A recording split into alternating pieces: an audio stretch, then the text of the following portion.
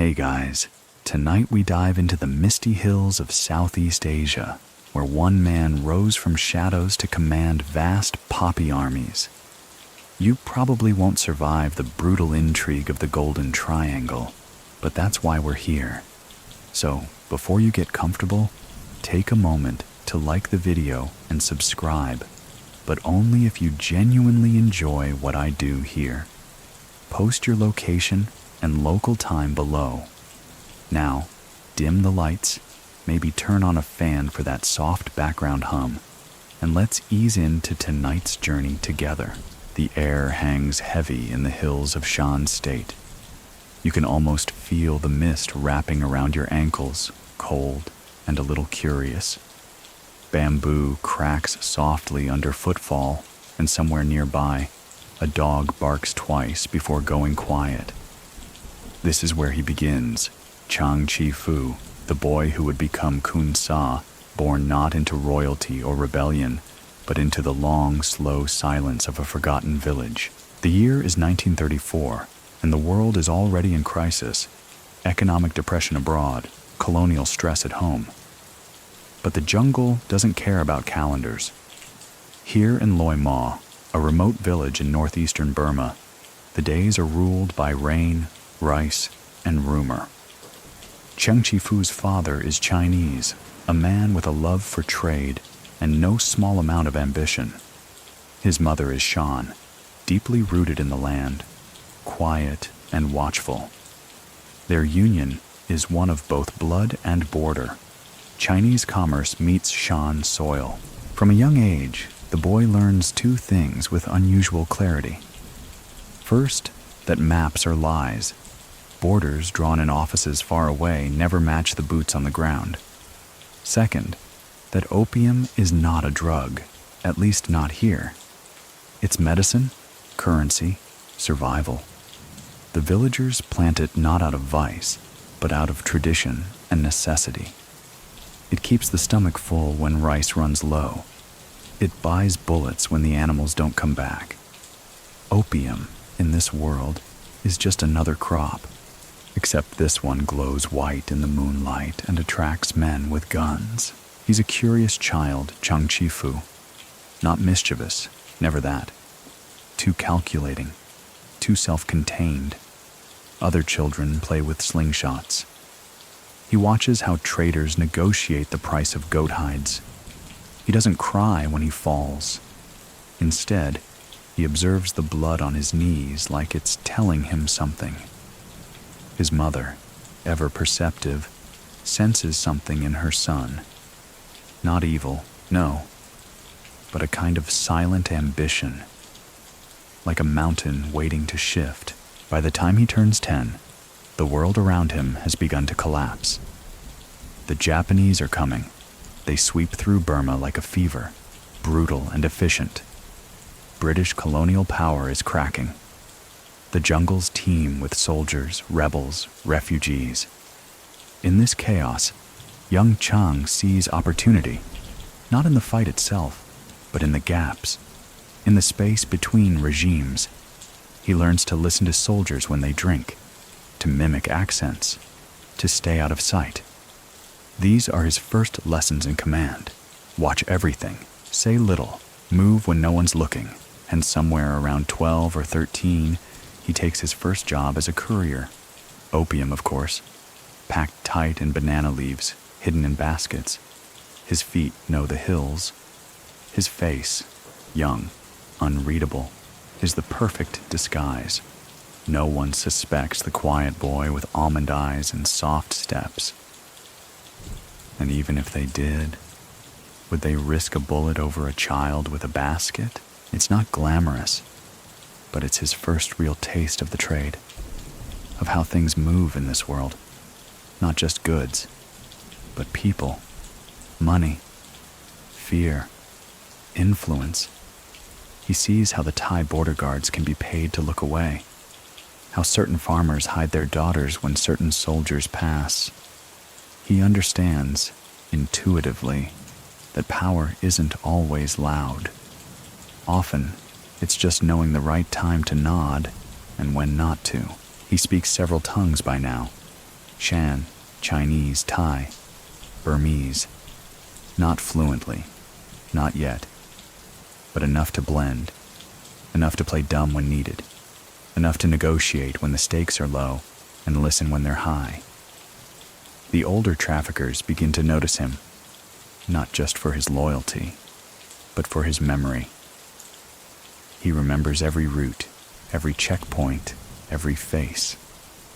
It's like he's building a map inside his head, a living thing, one that updates every time someone dies or disappears. And death, of course, is never far. He sees men stabbed for a missed payment, sees a woman whipped for selling to the wrong buyer.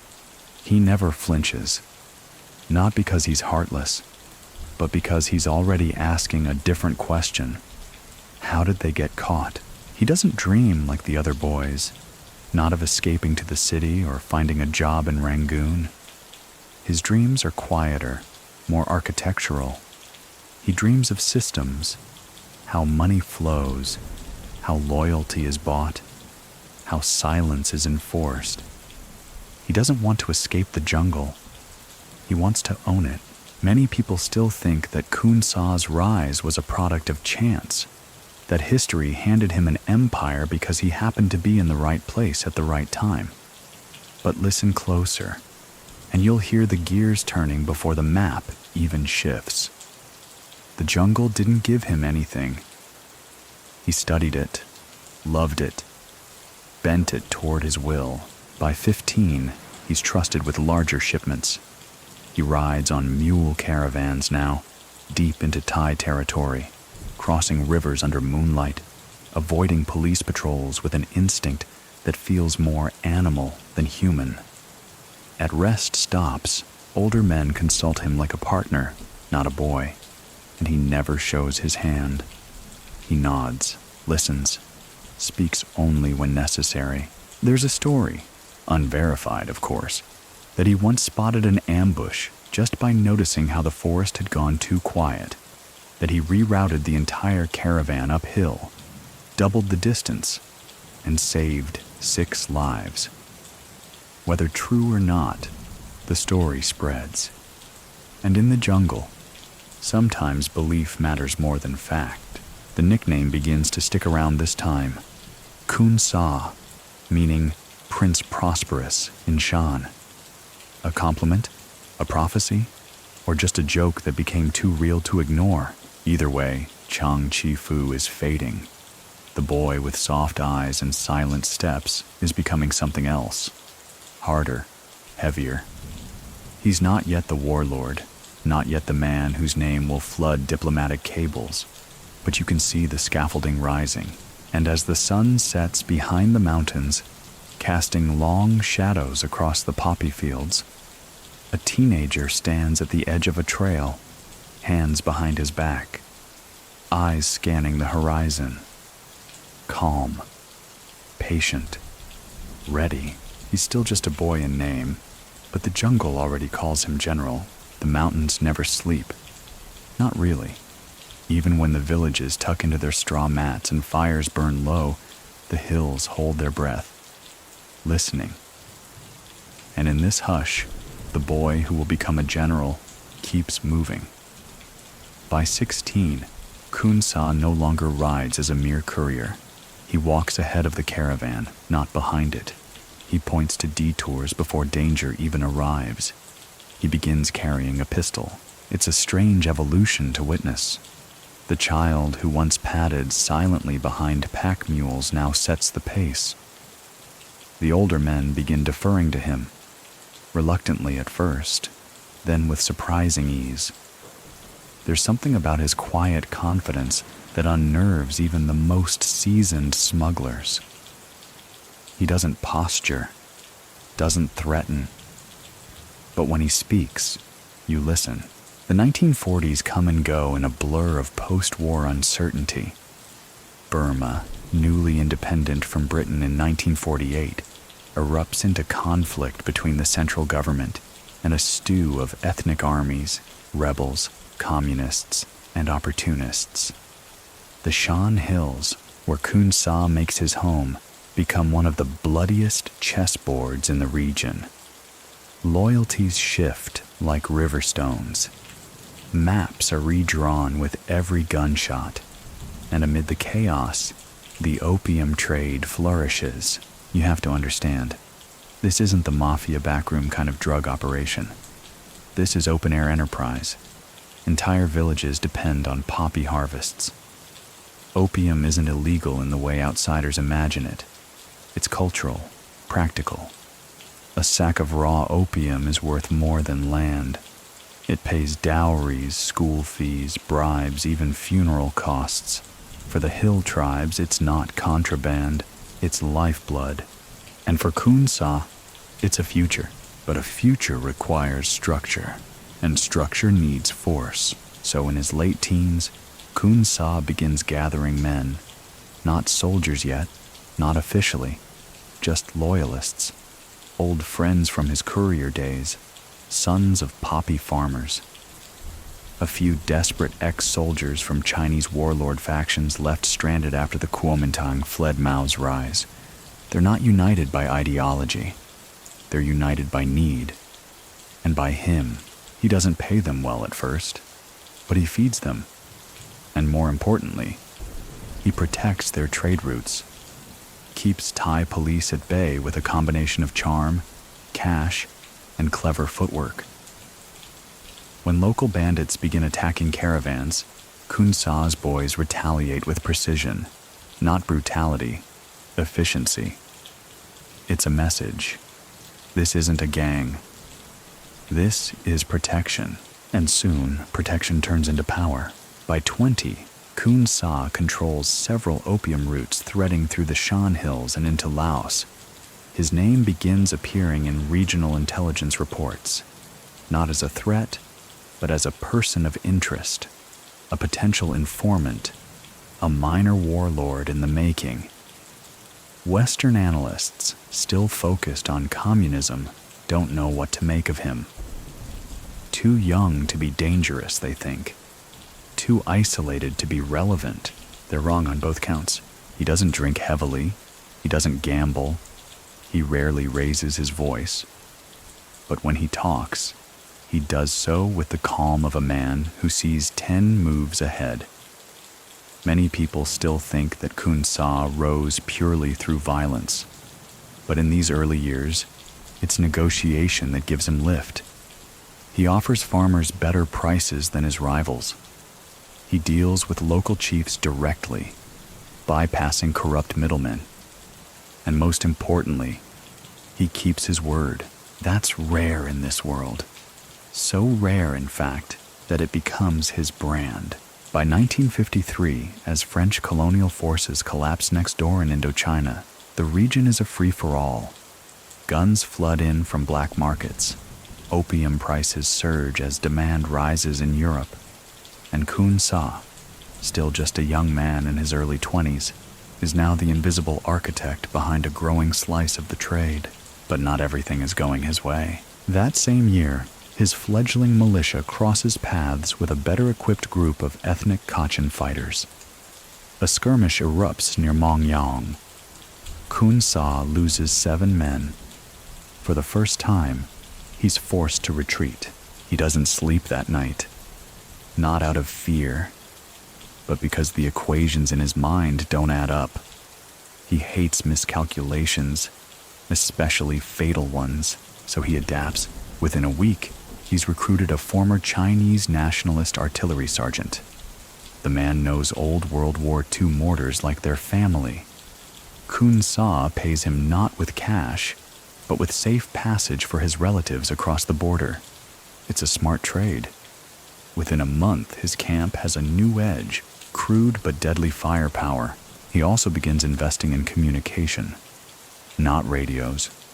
Those are rare and traceable. But runners. He trains boys to memorize complex messages in 3 languages, sets up a rudimentary code system based on colors, not words. It's not flashy, but it works. Orders reach the next village before gunfire ever starts. One night, he calls a meeting beneath a canvas tarp strung between 2 trees. Lanterns glow low. His lieutenants, still boys really, sit in a circle. Khun Sa places a poppy pod in the center. "This," he says softly, "is peace and war.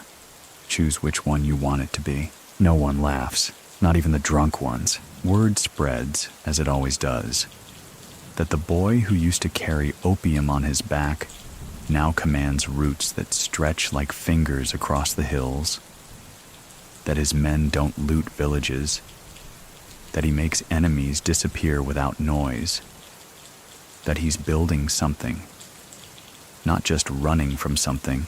You might expect resistance from older warlords, and yes, there are some attempts to muscle him out, but they underestimate him. A group of rival traffickers sends a warning, burns one of his rest stations to the ground. Khun Sa doesn't retaliate immediately. He waits. 2 weeks later, he invites the rival leader to a truce meal: fish, sticky rice, sweet tea.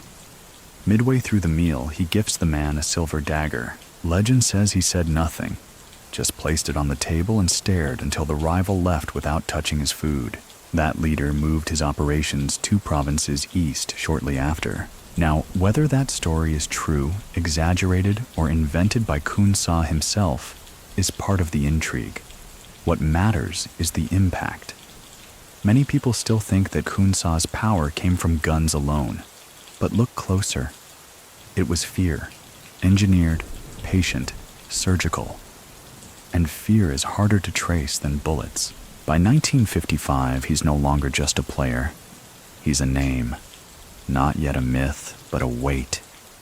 His camp swells to nearly 100 men. They drill at dawn. They patrol without orders. They wear clean shirts, even when barefoot.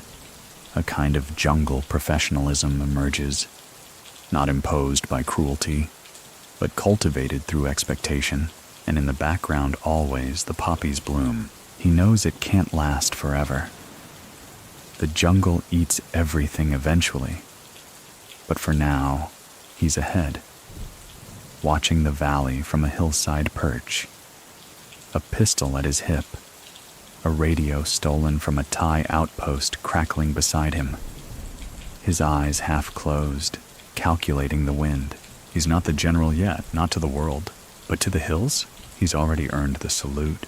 The morning fog rolls low through the Shan Hills, wrapping the poppy fields like gauze. Khun Sa steps out from his bamboo shelter, quietly. His men stir, instinctively alert, but not alarmed. It's harvest season, and the fields are full of promise. Milky sap soon to be scraped, dried, packed, and moved across invisible borders. This is where things shift. Until now, Khun Sa has been a courier, then a local enforcer, then a fledgling commander. But now, in the mid-1950s, he turns into something else entirely. A merchant. Not just a trader of goods, but a designer of markets. Because while most people saw opium as a product, Khun Sa saw it as an ecosystem. The Golden Triangle, where Burma, Laos, and Thailand meet, has long been a trafficking route. But it lacked consistency. Each group controlled small zones, squabbled with neighbors, and bled profit through endless skirmishes. Khun Sa watched this chaos like a banker would watch market volatility. It wasn't personal. It was inefficient. So he started making deals, first with farmers. He standardized payments, offered seeds in advance, sent guards to protect fields from raiders. It wasn't generosity. It was vertical integration. In return, he demanded exclusive access to their crops. No middlemen, no alternate buyers, just him. Then he moved up the chain. He approached mule teams and packers, provided better saddles, food, even basic medical supplies. In return, he required loyalty. Again, not through fear, through function. Work for him, and you'd be paid on time, protected, and listened to. Finally, he reached out to border contacts. Thai police officers who had once chased him now drank tea in his safe houses. Lao traders began forwarding inquiries to his camps. Burmese officers, deeply underfunded and morally flexible, suddenly found themselves with new motorcycles, courtesy of anonymous donations. And behind it all, Khun Sa rarely raised his voice. He still traveled the routes on foot sometimes, disguised as a porter. He'd stop at outposts, not to inspect, but to observe. A dropped boot, a half-covered trap, a misaligned tent pole. These were the details he used to measure a man's usefulness. Many people still think that drug lords build empires through brute force, but Khun Sa proved that logistics, timing, supply, trust could be more powerful than guns. He wasn't the loudest. He was the most organized. By 1957, opium from his roots was reaching the Thai capital with unprecedented regularity. Local demand was small. Most Thais preferred alcohol. But from Bangkok, the shipments would snake toward Saigon, Phnom Penh, and eventually into global markets. American GIs stationed in Southeast Asia had developed a taste for heroin, and Khun Sa's poppies were about to become a quiet partner in that addiction. But heroin wasn't yet his focus. Raw opium was easier, cheaper, and more culturally accepted. He didn't need laboratories, not yet. His job was to grow, consolidate, and build the pipelines. And so far, he was doing all three with eerie efficiency. One night, while reviewing route maps by candlelight, he makes a decision. He would no longer be reactive. He wouldn't just manage trade. He would expand it. To do that, he needed more than fighters. He needed structure. So he began recruiting from unlikely places. Shan school teachers, former civil servants, even Buddhist monks who had left the Sangha in disillusionment. These weren't warriors. They were record keepers, mediators, scribes. He assigned them to different sectors of his growing operation. One oversaw payroll, another managed crop reports, a third coordinated delivery schedules down to the hour. It wasn't glamorous, but it worked. You could walk into a Khun Sa outpost and within 5 minutes, learn how many kilos of raw opium had been processed that month, who had been paid, and which villages needed more salt or matches. The jungle was being tamed, not by machete, but by clipboard. Of course, not everyone liked it. Rival groups grew nervous. Some accused him of selling out the old ways, of turning the hill tribes into bureaucrats.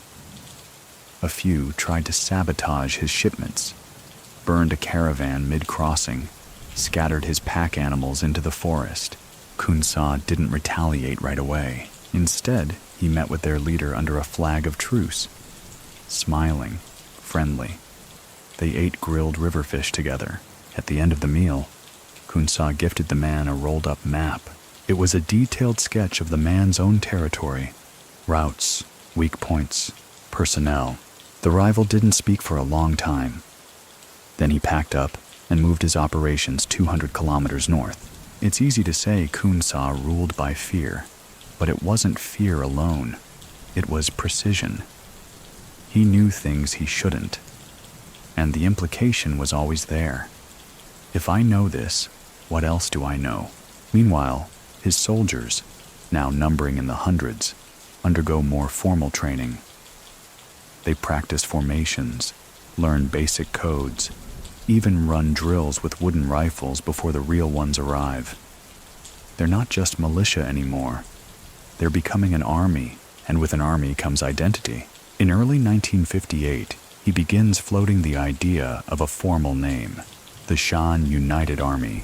Not just drug smugglers, not just rebels, but an ethnic force with a mission to secure autonomy for the Shan people and protect their way of life. Many people still think that this was a political ruse, a cover for narcotics, and maybe it was. But to his soldiers, the flag meant something. It turned survival into a cause. Of course, the Burmese government didn't appreciate the gesture. Reports start coming in from Rangoon. Khun Sa's name is now appearing in military memos, not just as a trafficker, but as a potential separatist, which means, of course, that he's officially a threat. The irony is rich. He had been smuggling opium under their noses for years, but only when he declares a political identity does the state finally take him seriously. Still, he's not worried. Not yet. He's too busy planning the next phase, securing control of the refining process, because raw opium is stable. But heroin is scalable, portable, more profitable by far, and to control heroin, he'll need chemists. But that's a story for another night. For now, Khun Sa leans against a post, watching the moonlight spill over his camp. Fires crackle. Men laugh quietly. The jungle breathes. Everything is in motion, and he's exactly where he wants to be. The jungle shifts with the seasons, but Khun Sa doesn't. His camp expands, his routines sharpen, and by the early 1960s, he's already living like a man who knows history will eventually need to explain him. What that explanation will sound like: warlord, revolutionary, trafficker, or patriot, depends on who's holding the pen. And by now, there are quite a few pens in motion. He walks through the camp one morning, the sun just starting to break through thick morning haze.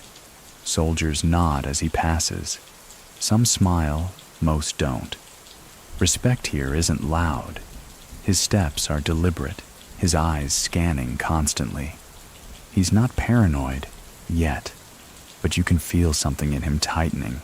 For years, Khun Sa had played the part of the quiet genius in the hills, building routes, forging alliances, letting the larger wars pass over his territory, like storms he had already read in the clouds. But now he's starting to make bigger moves, not just for profit, for purpose. That purpose, autonomy. He begins speaking more openly of Shan independence. At first, it's just a whisper, a comment at the edge of a firelight conversation. But soon, it's more than rhetoric. He starts raising the Shan flag, teaching his troops songs, printing pamphlets, not crude manifestos, but carefully worded calls for ethnic pride and resistance against the central Burmese government. To many observers, this seems like political theater. A narco-lord trying to distract from his trafficking empire with a few nationalist flourishes. But to Khun Sa, it's strategy. Because what better shield is there than a cause? Many people still think that Khun Sa's calls for Shan independence were a clever smokescreen for business. And maybe they were. But maybe, just maybe, he believed it too. After all, he was Shan. He grew up watching his people be ignored, mistreated, erased from maps that barely acknowledged their language. So what do you think? Was it all marketing? Or was there something real beating underneath that carefully tailored uniform? Either way, the government notices. The Burmese military begins assembling operations in the north, ostensibly to crack down on insurgents. But the timing is suspicious. Right around the same time, Khun Sa's routes start swallowing up rival paths. Government roadblocks appear. Opium seizures increase. Several of his couriers are arrested, tortured, made examples of. Khun Sa responds not with retaliation, but with paperwork. He sends envoys to Rangoon offering cooperation. He denounces communism, pledges loyalty to the idea of a unified Burma, and offers to help stabilize the Shan region in exchange for local authority. The proposal is slick, diplomatic, and makes just enough sense to confuse the bureaucrats. And for a brief moment, it works. The Burmese military halts its advance. A few commanders even meet with Khun Sa's representatives. He's playing a double game now, and he's playing it well. But not everyone is amused. The CIA, already knee-deep in Southeast Asian politics, thanks to the growing conflict in Vietnam, begins to take a closer interest in the so-called opium general.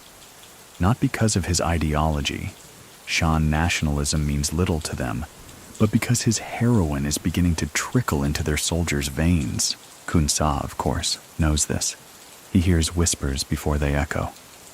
He moves his operations further into the jungle, deeper into territory where maps begin to look like watercolor blurs. He builds mobile labs, trains guards to dismantle and relocate entire refineries in under 2 hours. One minute there's a heroin kitchen tucked beneath a banana grove. The next, there's nothing but birdsong and leaves.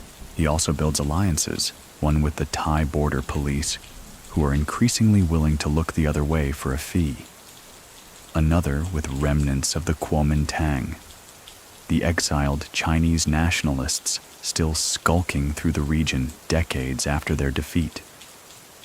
These ex-KMT soldiers bring weapons, discipline, and contacts stretching all the way to Hong Kong. In return, Khun Sa gives them access to his trade. It's not friendship, it's calculus. But while foreign intelligence circles paint him as a cunning trafficker cloaked in tribal legitimacy, back home among the Shan people, he's something else entirely. He builds schools, not many, but enough to make a statement. He funds clinics, pays teachers' salaries, hands out rice in times of drought. He sets up a rudimentary taxation system, not oppressive, just functional. And crucially, he enforces his own version of law and order. Bandits are either conscripted or disappeared. Smugglers who cheat villagers are punished publicly. Soldiers who touch local women without consent are stripped of rank and exiled. In villages under his protection, people speak his name with a strange mixture of fear and gratitude. He's not kind, but he's consistent. And in a region where consistency is rarer than peace, that alone is enough to elevate him. Meanwhile, his operations grow ever more sophisticated. By 1964, his shipments are arriving in Thailand with such frequency and precision that Bangkok syndicates begin offering exclusive contracts. He refuses, not out of pride, but because he understands monopolies are unstable. Better to play all sides: Thailand, Laos, Vietnam. Keep everyone guessing, everyone fed, no one secure enough to challenge him. He even toys with the press. One year, he invites a European journalist to one of his camps. The man is blindfolded, driven for hours, and finally brought into a bamboo hut where Khun Sa is waiting with tea and polite questions. The resulting article paints him as a paradox: warlord philosopher, benevolent drug king, rebel with a business plan. Khun Sa doesn't flinch. He knows image is a weapon, and right now, his is sharper than any rifle in the valley. And yet, there are cracks. A young commander under his watch defects, taking a small unit with him. A rival militia begins offering better prices to poppy farmers. A shipment is intercepted and traced back to one of Khun Sa's own villages. He deals with all three problems quietly. The commander is lured back with promises, then quietly reassigned to a camp near a cliff. A week later, he falls during a nighttime inspection. The rival militia leader receives an anonymous note containing nothing but a red poppy and a grain of salt. He flees to Laos within days. As for the village, he visits it himself, stays 2 nights, leaves behind a new water well and a different headman. Sometimes fear doesn't need blood, just attention. Still, the jungle is changing. The Americans are now fully entangled in Vietnam. The Ho Chi Minh Trail pulses with troops, supplies, and CIA entanglements. Everyone is watching everyone. And in this tangle of loyalties and shadows, Khun Sa thrives. Because unlike most players, he's not chasing ideology. He's chasing control. And as the river winds south, carrying whispers and smoke, the name Khun Sa begins to take on a different tone. Not just trafficker, not just rebel, but something closer to myth. The jungle changes with pressure. Too many boots, too many whispers, and even the birds fly different. Khun Sa knows this better than anyone. It's the 1960s now, and the quiet courier boy is long gone. In his place stands the architect of a private militia, a force he names with quiet ceremony the Shan United Army. It sounds grand, almost governmental, and that's the point. It isn't just a gang of opium carriers anymore. It's a uniformed machine. His men now wear patches, carry rifles in formation, salute, not just him, but the idea of something larger. That idea, a Shan homeland, whether he truly believes in the cause or finds it convenient, is, to this day, debated endlessly by scholars. Many people still think that Khun Sa cloaked his heroin empire in the language of nationalism to avoid direct confrontation with the Burmese military, and they might be right. But here's the twist. He acts like he believes it. And sometimes that's all that matters. His soldiers believe it. They train not just in jungle ambush tactics, but in basic literacy. He assigns elders to teach young recruits how to write their names, how to read a map. Some receive instruction in simple math, enough to count bullets, track weights, manage stores. You can laugh, but Khun Sa isn't building just an army. He's building infrastructure. At dawn, the camps come alive not with chaos, but with quiet drills. Footsteps crunch in unison, rifles slung neatly across backs. The jungle observes with cautious admiration. Other warlords run bands of mercenaries, half loyal, half drunk. Khun Sa is different. His ranks are tight.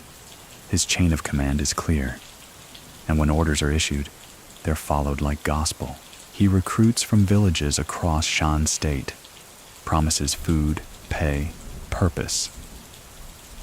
For many young men, orphans of civil war or sons of poppy farmers, this offer is the closest thing to a future they've ever seen. But he doesn't take everyone. Khun Sa is selective. He watches how they stand, how they eat, how they look at authority. One boy is dismissed after laughing too loud during a briefing. Another is quietly pulled aside for asking too many questions. He doesn't punish them. He just removes them. In a world full of noise, Khun Sa prefers silence. His commanders come from diverse backgrounds. A few are ex-soldiers. Others are former traders, monks, even disgraced bureaucrats. They speak multiple languages: Shan, Burmese, Chinese, Thai. Communication, after all, is as vital as firepower. And then there's the matter of discipline. It's not flashy. There are no firing squads, no public lashings. But there's a rumor, never confirmed, that Khun Sa keeps a black notebook. In it, names are written, then crossed out. No one ever sees what comes after the line. No one wants to. One of his earliest inner circle members, a former opium processor named Lin Hatu, once said, "Khun Sa doesn't scream. He erases. That erasure is swift when loyalty wavers."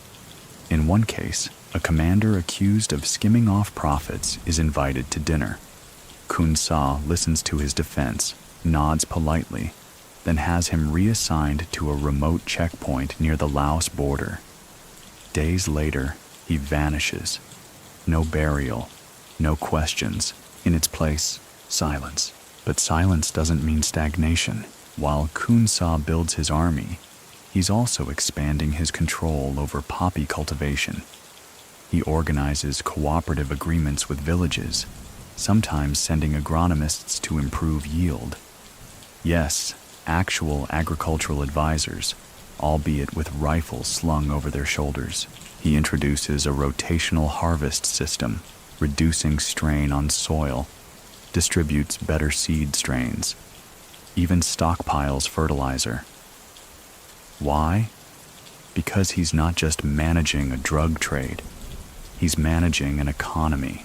He appoints regional captains, men responsible not for military operations, but for overseeing crop reports, tax collection, and community relations. Their ledgers are handwritten but meticulous. They log everything: harvest weight, water shortages, rainfall, and it works.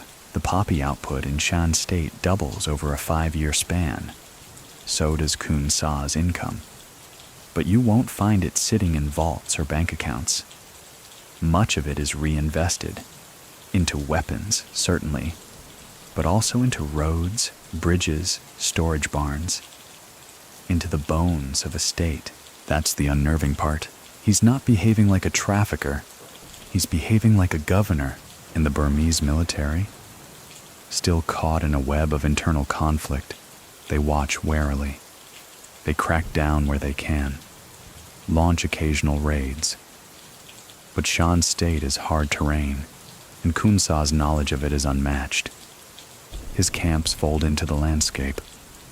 One moment it's a barracks, the next, a cluster of bamboo homes. His fighters can disappear in minutes, just like he used to as a courier. Foreign governments start watching too. Reports come in from Thai intelligence, CIA case officers, and Hong Kong analysts. They all ask the same question: who is this man who calls himself both general and merchant? They try to trap him. A few undercover operatives are sent to pose as buyers. Khun Sa sniffs them out within days. Doesn't kill them, just lets them get lost on the return journey. They don't try again. Meanwhile, he starts exporting influence. He funds sympathetic village leaders, sends envoys to negotiate truces between rival tribes, always with his name looming large. If a conflict is resolved under his guidance, that village joins his supply chain. A tribal chief once joked, "Khun Sa doesn't conquer with guns, he conquers with rice." And sometimes that's true. But make no mistake, he keeps the guns close. His forces, now numbering in the thousands, are armed with Chinese rifles, mortars, and even light machine guns.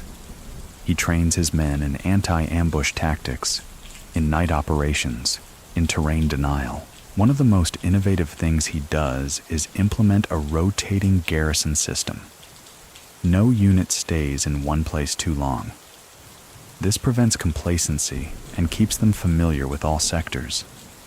It's classic counterinsurgency strategy, and he's never even read a manual. Some think he picked it up from ex-Kuomintang advisors. Others say it's instinct. Either way, it works. Still, for all his efficiency, Khun Sa understands theater. Once a year, he hosts a celebration at one of his larger camps. It's part morale booster, part message. There's food, music, and a heavily choreographed military parade. Local villagers are invited. Foreign observers, carefully selected, are allowed to attend. He delivers a short speech every time. Not about opium, not about money, but about identity. "You are Shan," he says, "and no one will give you a nation unless you build it yourself." Many people still think that line was pure politics. But the crowd always cheers, because when Khun Sa says it, he doesn't sound like a man performing. He sounds like a man promising. And in the hills, a promise like that can echo longer than gunfire. The jungle wakes early and sleeps lightly. Cicadas scream, birds chitter, and in Khun Sa's camps, boots scuff against packed dirt by first light. No alarms, no shouted orders, just movement, a quiet, rehearsed rhythm. Even the fires crackle on cue. The camps are more than military bases now. They're miniature societies, set into the hills like carved secrets. They blend with their surroundings. Bamboo structures, camouflaged roofs, walking paths lined with river stones. Some camps hold 50 men, others several hundred. All of them answer to one command post: Khun Sa's central compound deep in the heart of Shan territory. This isn't just some thatched hut with maps on the wall. It's a self-contained world. At the center sits a longhouse that serves as command, courtroom, and dining hall, depending on the hour. Nearby is a communications shack, lines running to battery-powered radios, always manned by a teenager who knows not to speak unless the message matters. Behind that, bunkhouses, barracks for officers, a supply depot, a training ring where new recruits drill with weighted bamboo poles until they earn real rifles, and just a little further down the path, a small shrine. Khun Sa doesn't advertise his spirituality, but every morning he visits the shrine, lights incense, kneels briefly, says nothing. His men say it's for good luck. His rivals say it's for forgiveness. Either way, no one ever mocks it. A typical day in the camp begins with inspection. Khun Sa walking between the rows, his face unreadable. He doesn't shout, just watches.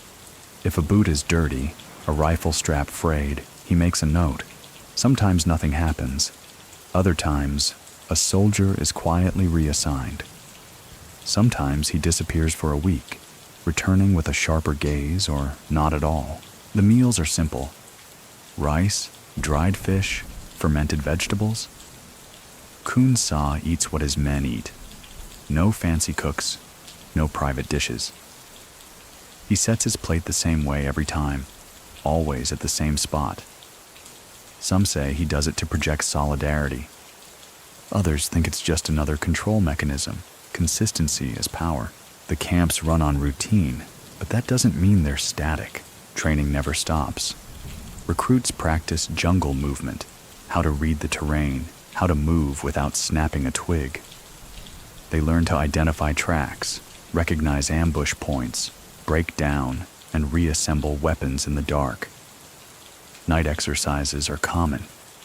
Khun Sa believes that if you can't move under a moonless sky, you don't belong in the hills. And there's no shortage of discipline. A soldier who falls asleep on watch gets one warning. A second offense means exile, or worse. Theft is rare, but when it happens, punishment is immediate. Khun Sa doesn't trust in justice systems. He trusts in reputation. One wrong move can turn a name into a warning. Still, morale remains high. Why? Because life in the camps, while strict, is safer than life outside. In the villages, warlords come and go. Taxes change with every gunshot. But in Khun Sa's territory, people know what to expect. His men patrol the poppy fields, settle disputes, deliver medicine, even help with repairs after monsoon floods. He runs it all like a state.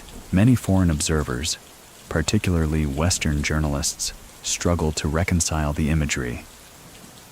A drug lord with a militia is easy to grasp.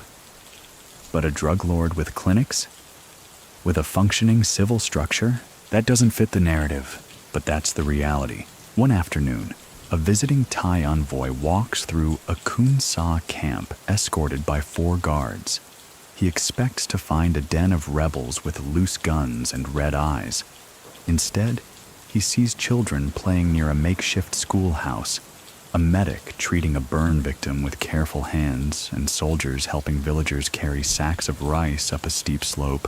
He returns to Bangkok baffled and unsettled, because Khun Sa isn't just building an army. He's building legitimacy. Many people still think that jungle camps are temporary, fragile things, but not these. These are institutions, and within them, Khun Sa is not a feared overlord. He is a presence. He doesn't walk fast, doesn't fidget. His hands stay clasped behind his back. He listens more than he speaks, and when he does speak, it's low and deliberate. He often quotes Shan proverbs, sometimes out of context, but always with gravity. One favorite: the tiger walks slow, but always downhill. No one knows exactly what he means by it, but that's the point. Mystique is part of the design. He doesn't sleep in the largest hut. He sleeps in a modest cabin just beyond the command post, guarded but not opulent. Inside, a mat, a desk, a lockbox, no photographs, no trinkets. One of his aides once remarked that the only luxury Khun Sa allowed himself was silence. Silence and tea. Every evening around dusk, he drinks a single cup of strong black tea, brewed by the same guard each day. It's a ritual. If the man who brews it is ever absent, the tea goes undrunk. This level of control bleeds into every corner of camp life. Mail is reviewed before delivery. Visitors are vetted through 3 separate checkpoints. New recruits are watched for weeks before being allowed to touch a weapon. If someone asks too many questions, they are sent to dig trenches on the outer edges of the jungle, alone, for hours, sometimes days. Not as punishment, as clarity. Khun Sa believes a man reveals himself in silence, and yet, for all his structure and command, he rarely punishes with emotion. He doesn't explode. He doesn't bark. He simply moves people around like pieces on a board until the outcome looks inevitable. Even his own soldiers aren't immune to his judgment. There's a story, told in low tones, about a lieutenant who bragged too loudly in front of a group of Thai traders, claiming he could run the operation better than the old man. Khun Sa found out. He didn't confront the man, didn't exile him, just began assigning him to more and more dangerous posts, until one day, the man led a small patrol into the jungle and never returned. The next day, Khun Sa lit 2 incense sticks instead of 1 at the shrine. That was all. The message was understood. Still, his men are loyal, not because of fear, but because of structure. They eat, sleep, train, and march with purpose. They send money home. They write letters. They believe they're part of something bigger, even if that something is wrapped in smoke and rumor. And as the camps expand, some even sprouting makeshift marketplaces, Khun Sa's reach spreads with them. The jungle may sleep lightly, but Khun Sa, he never sleeps alone. Rain doesn't just fall in the Shan Hills. It arrives with presence. Sheets of it, thick as curtains, pounding the jungle floor and turning trails to soup. Khun Sa stands under the eaves of his longhouse, watching the water carve rivers into the red clay. A soldier jogs past, soaked to the bone, saluting with one hand and clutching a rifle with the other. The general nods, half amused. The storm slows nothing. Inside the camp, boots still shuffle, orders still move, and fires are coaxed back to life with practiced efficiency. Rain in the jungle is no excuse. It's background music, and while the storm sings, Khun Sa is thinking about maps. Specifically, how many of them lie? On paper, Shan State is part of Burma. Always has been, according to some dusty lines drawn by British cartographers decades ago. But on the ground, it's a checkerboard of loyalties. Burmese troops patrol cities they barely control. Hill tribes answer to local militias. And Khun Sa's roots? They thread through all of it like veins, carrying not just heroin, but news, favors, and influence. Maintaining those roots means maintaining balance. And balance means knowing who to speak to, and when to pretend you didn't. That's where his complicated dance with the Burmese military comes in. By the late 1960s, Khun Sa is simultaneously fighting and cooperating with the central government. It's a strange relationship, equal parts chess match and business deal. One week, his men exchange fire with Burmese border troops. The next, he's quietly supplying them with rice. He pays off certain officers, occasionally hands over small-time smugglers to keep up appearances, sends gifts to colonels, rare cigars, crates of tea, even opium dressed up as medicine.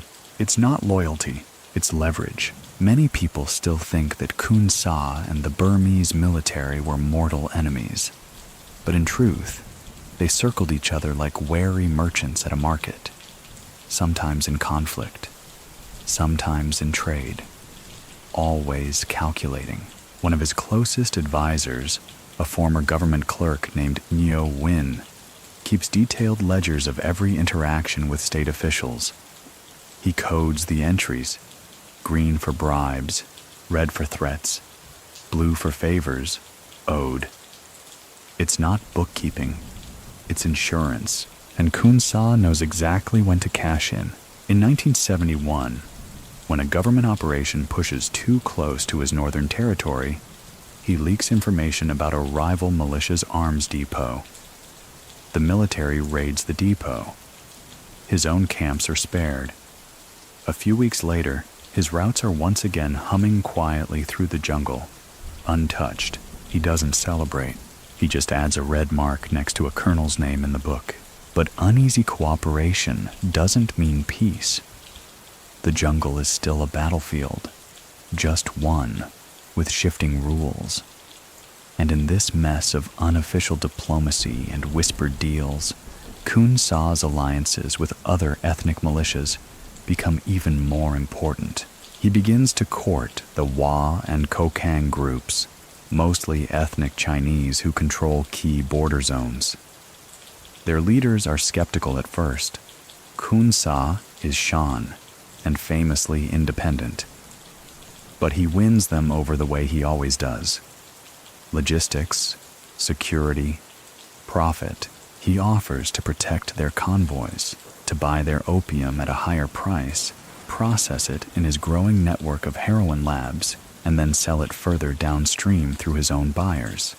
They supply, he refines.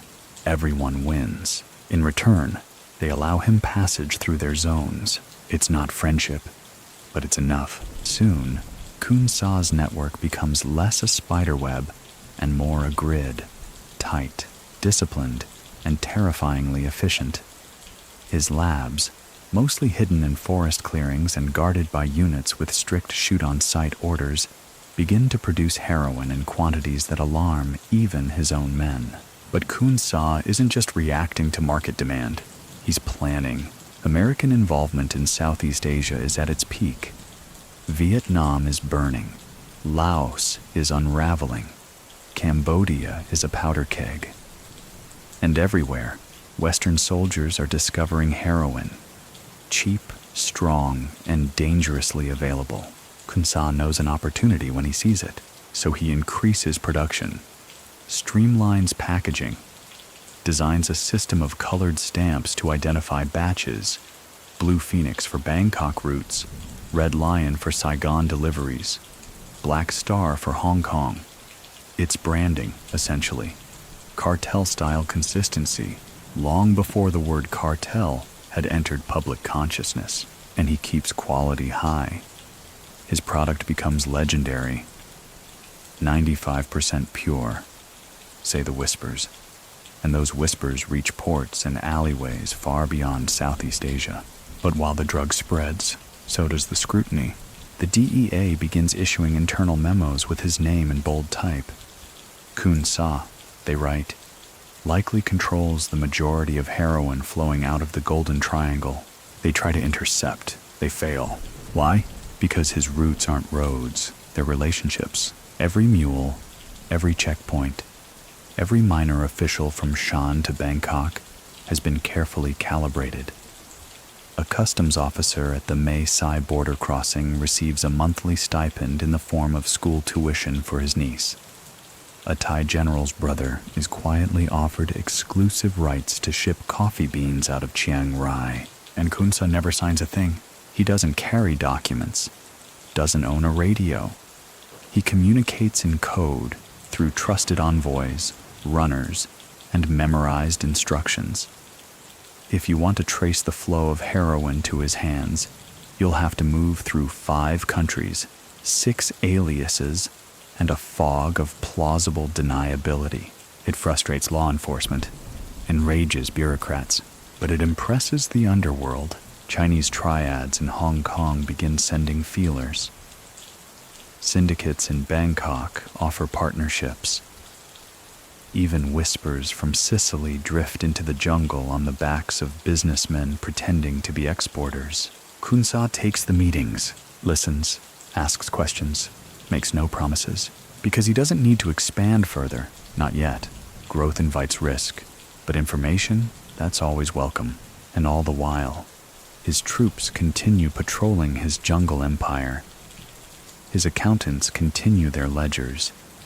His chemists, hidden deep in bamboo bunkers, continue refining golden sap into white fire. Still, there are cracks. In 1972, one of his convoy captains goes rogue, selling product directly to a Thai buyer without Khun Sa's permission. It's a small shipment, maybe a mistake, but Khun Sa doesn't believe in mistakes. The captain is called back to headquarters under the pretense of promotion. He arrives with gifts, smiles, eats dinner with the general. In the morning, he's gone. No one speaks of it. No new captain is named. The position simply vanishes from the org chart. As for the Thai buyer, his warehouse burns 2 weeks later. Again, no claims, no threats, just silence. Khun Sa doesn't punish. He resets the board, and the game continues. Many people still think that Khun Sa's genius was his brutality. But really, it was his patience. While other warlords scrambled for territory, he built trust. While others made noise, he made maps. And in the hills, that's the kind of power that doesn't just survive, it multiplies. There's a scent to the poppy fields when they're ready. Sweet, earthy, and oddly floral. Under the mid-morning sun, the pods swell with white sap. Villagers move slowly between rows, scoring the skin with blades, collecting the resin in quiet ritual. It looks peaceful from a distance, beautiful even. But these aren't just crops, they're currency, and Khun Sa knows exactly how much each acre is worth, down to the last drop. By the mid-1970s, the Golden Triangle is no longer just a name whispered in diplomatic memos. It's a known force, a region synonymous with opium, and at its center stands Khun Sa, orchestrating a production scale that rivals small nations. The numbers aren't exact. How could they be? But estimates suggest his operation processes hundreds of tons of opium annually. That's not a trade, that's an economy, and he treats it like one. In each village under his protection, Khun Sa assigns what he calls agricultural liaisons, local men trained to monitor yields, report harvest schedules, and handle payments. They're not soldiers. They don't carry guns. But their presence is unmistakable. A liaison arriving in your village means one thing. Your poppy field now belongs to the system. In return, Khun Sa offers protection, fair prices, and essential supplies, salt, medicine, even radios. His reach becomes infrastructural. You grow for him. You live under his shield. Bandits don't raid your farms. Corrupt officials don't knock on your door. Burmese military patrols go the other way. It's not feudalism. It's closer to franchising. Villages that resist are rarely punished. Instead, they're ignored, isolated. Supply chains are quietly redirected. Traders stop arriving. Roads remain unrepaired. And slowly, the economy chokes them. The message is clear. Grow with us or fade quietly. Many people still think that the farmers under Khun Sa's control were victims. And in many ways, they were. But for many, this arrangement was the first time they'd seen any form of predictable governance. The first time their work bought something more than survival. The heroin labs are deeper in the jungle, far from the poppy rows. Hidden beneath thick canopies, they operate with factory precision. The chemists, mostly trained by ex-Kuomintang and later by Chinese nationals, wear gloves, masks, aprons. They handle volatile chemicals in heat-stifled huts surrounded by armed guards. The air inside is sharp with ammonia and acetone. Heroin production is no small thing. It's chemistry, And Khun Sa funds it generously. He builds supply lines for precursor chemicals, sourced from Thai industrial districts and smuggled through back roads disguised as fertilizer or cleaning agents. He establishes rotating lab crews. One team works while another rests. Every shift is timed. Every gram is recorded. The finished product is dried, packed into wax paper bricks, and stamped with a custom seal. Each seal marks a destination. Hong Kong, Saigon, New York. Yes, by now, his heroin is reaching the United States, wrapped in the luggage of diplomats, sewn into double-walled shipping crates, tucked into the lining of rice bags. His network is global, even if he never leaves the hills. And to keep it running, Khun Sa starts standardizing. He develops rate charts, how much each kilo earns at each stage. He publishes them on laminated paper, hand-delivered to key partners. It's his version of a newsletter. His brand is consistency. Buyers know what to expect. Villagers know what they'll receive. Soldiers know their chain of command.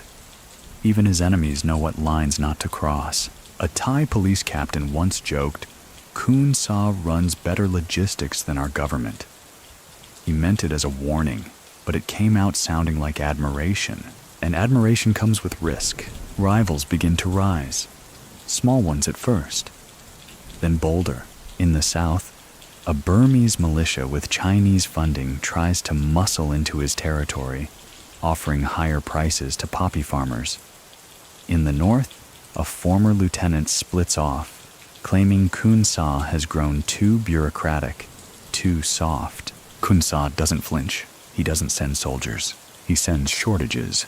The southern militia soon finds its supply routes mysteriously blocked. Mules go missing. Their buyers are intercepted. Payments fail to arrive. Within 2 months, they're begging to meet with him. He agrees. They arrive in a village that's just hosted a wedding. Music, dancers, paper lanterns still hanging from the trees. Khun Sa meets them under a canopy, offers tea, then spends 20 minutes discussing rainfall patterns before politely suggesting they rejoin his distribution plan. They agree. What else could they do? As for the rogue lieutenant, he vanishes. No one claims the act. No one even speaks his name after. Just one day, his sector is quietly folded back into Khun Sa's grid, as if he'd never left. This is how he fights now. Not with gunfire, with gravity. His force pulls everything inward. Competing operations collapse under their own inefficiency. Local power brokers realize that resisting means volatility, while cooperation means peace, profit, and structure. And in the jungle, structure is rare. So Khun Sa becomes something like a myth. Not just among smugglers, but among villagers, bureaucrats, even rival militias. They talk about him like you'd talk about the monsoon. Powerful, inevitable, a fact of life. He rarely appears in person anymore. When he does, it's always calculated. A village in crisis, a border negotiation, a camp struggling with morale. His presence is surgical. He rides in, walks slowly, speaks softly, and leaves everyone knowing things will change. No guards shout his arrival, no trumpets play. He prefers the sound of sandals on earth. And still, the DEA watches. American agents embedded in Thai and Burmese networks compile reports with maps, names, grainy photographs. They identify routes, locate refineries, seize samples. But every time they get close, the camp is gone. The lab emptied. The people vanished. Because Khun Sa doesn't stay in one place. He is a system, not a location. Even his commanders rarely know his next move. Orders come through couriers, handwritten, signed only with a single symbol, a circle inside a triangle. It's not paranoia, it's continuity. If one man falls, the system stands. By 1976, that system covers a third of Shan State. Poppy fields bloom on schedule. Convoys depart like clockwork. Payments are distributed monthly, wrapped in waxed paper, delivered with stamped receipts. No shouting, no chaos, just order. And in a world bleeding from every border, that order starts to feel comfortable. Many people still think that heroin destroyed the region, and they're right. But what they often forget is that it also built roads, fed children, and, for a time, gave people something they hadn't had in decades: predictability. Khun Sa walks with quiet steps, but his presence always arrives first. He's not one for speeches, not one to thunder or pound a fist. And yet, when he steps into a camp, even the roosters go silent. The jungle listens, and his men straighten, not because they fear him, but because they know he notices everything. By the late 1970s, his army is no longer a loose militia. It's a full-fledged paramilitary machine, uniformed, disciplined, multilingual, trained not only to fight, but to hold territory. And Khun Sa is no longer content with protecting just the trade. He wants to govern the land it flows through. The difference between a trafficker and a warlord? Administration. And Khun Sa understands this intimately. His officers are required to keep logs, daily reports, movements, conflicts, supply checks. Every platoon has a field ledger. When Khun Sa inspects a unit, he reads the books first, speaks second. If a commander's numbers don't add up, there's no shouting, just a long silence, maybe a transfer, maybe nothing. But the air after that silence always feels colder, and his men understand. Discipline isn't about fear, it's about precision. He builds training schools, not just for weapons, for structure. New recruits learn about chain of command, about territory boundaries, about how to issue orders with clarity. One of his instructors, a former monk, teaches basic philosophy alongside patrol drills. If a soldier can't think, he says, he's just a tool. Tools rust. Khun Sa hears this and approves. Quietly, of course, because he knows that force without thought is easy to buy and easy to lose. He even introduces rotations. No soldier stays in his home village for long. It's a way to prevent corruption, favoritism, local alliances. If your cousin plants poppy, you don't guard that field. If your uncle runs a market, you don't patrol that road. It's a simple system, and it works. Many people still think that Khun Sa ruled by fear, that his camps were filled with trembling soldiers and bruised villagers. But the more accurate word, if you ask those who lived it, is order. In a time and place where chaos was the norm, Khun Sa offered structure, and people followed structure, even if it came wrapped in heroin. Loyalty, too, wasn't assumed. It was built.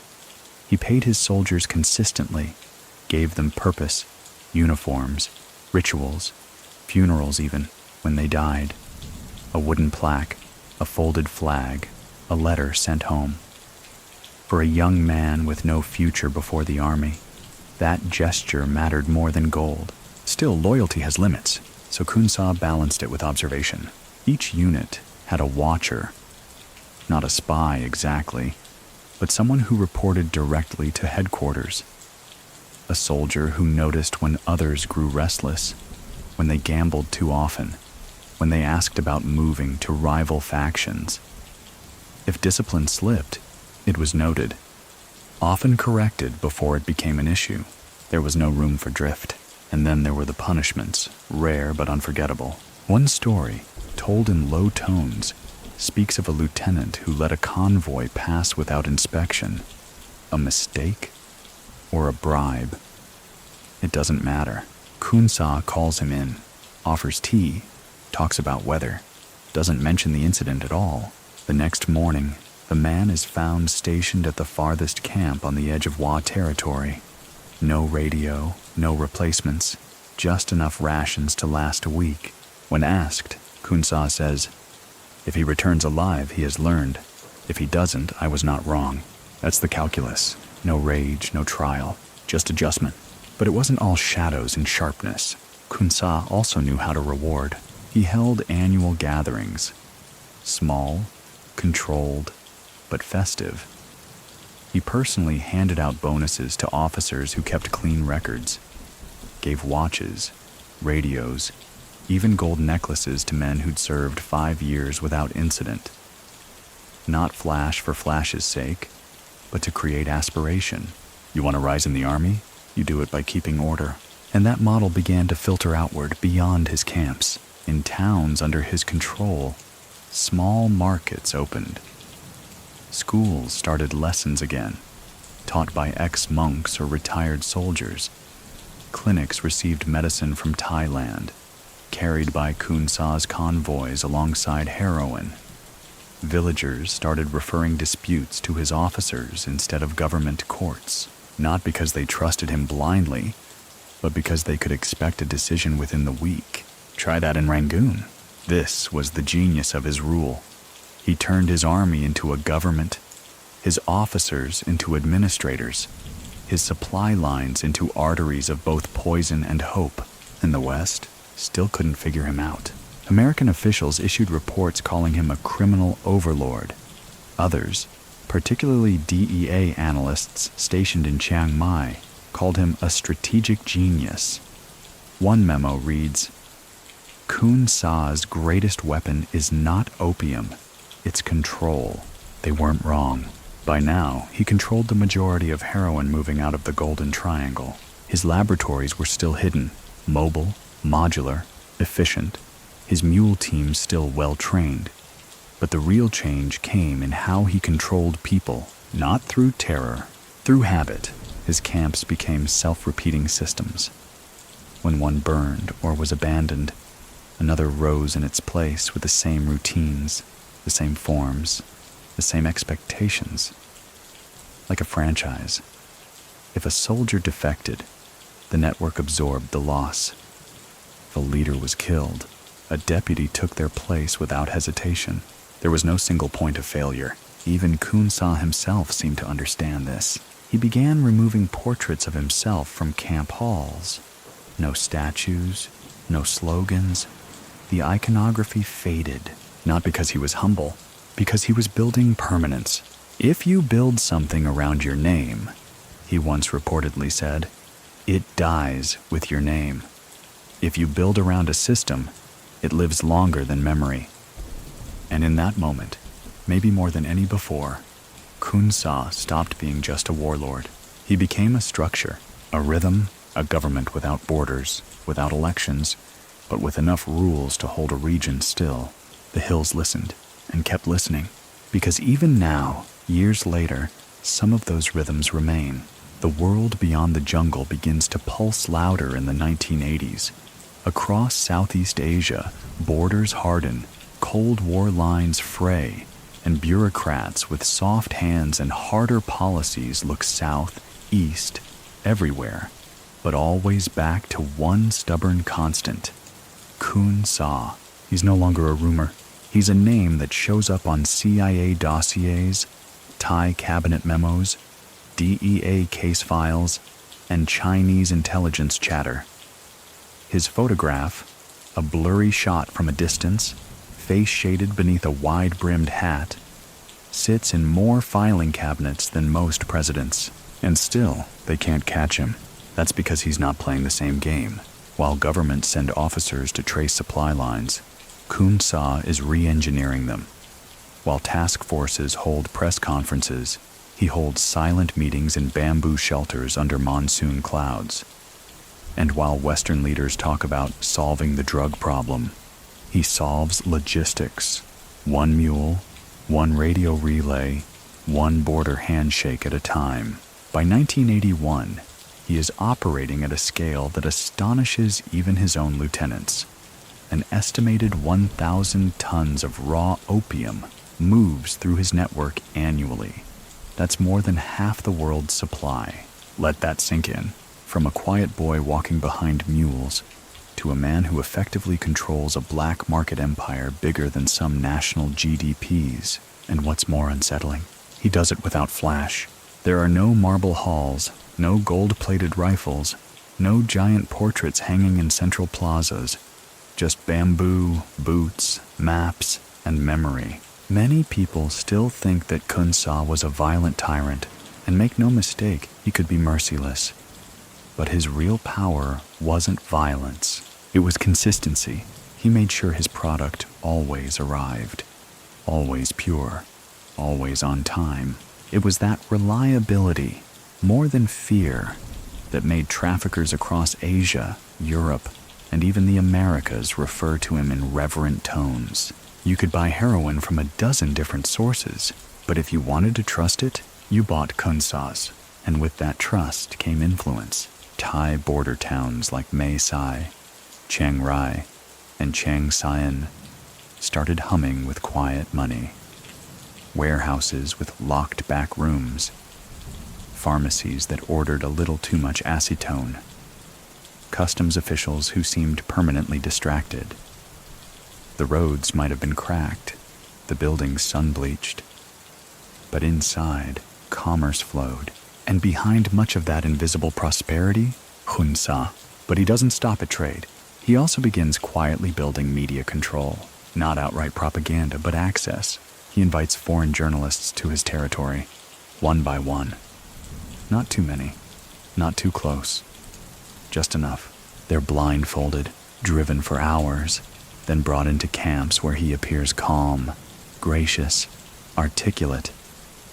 He offers tea, answers questions, speaks of Shan independence, Burmese oppression, U.S. hypocrisy, and then with a careful sigh he says, "I only sell opium because your countries buy it." It's a perfect line, and it lands.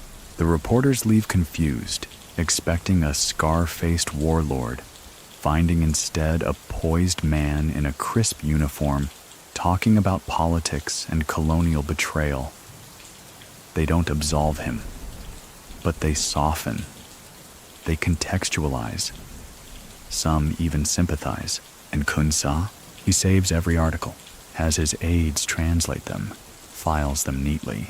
Image is just another weapon, and he sharpens it carefully. By now, he's added education officers to his camps, not just to teach soldiers literacy, but to teach them his story, the narrative, that Khun Sa is not just a trafficker, not just a general, but a freedom fighter for the Shan people, robbed of land, voice, and power. Some soldiers scoff at first, then they hear the stories, and they stop scoffing, because even if the man profits from the trade, they believe the mission, and belief turns weapons into policy. Back in Rangoon, the Burmese government fumes, but it lacks capacity. Too many fronts, too many insurgent groups, too few allies, and ironically, in certain circles, too many secret deals with Khun Sa's people.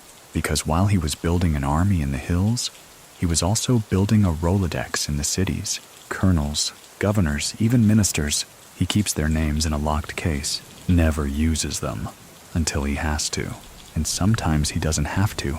They come to him with requests. One asks for help smuggling jade. Another needs medicine for a cousin's clinic. A third simply wants assurance that a road near his village won't become a battleground. Khun Sa always listens, always nods, never promises, but things seem to work out. Many people still think that the Burmese government tried earnestly and consistently to take Khun Sa down, but history tells a messier story. Some raids were real, some were staged, some were delayed by well-timed bribes or strategic leaks, and all the while the heroin moved, from hillside labs to border towns, then across the Mekong into Bangkok, and from there, well, anywhere.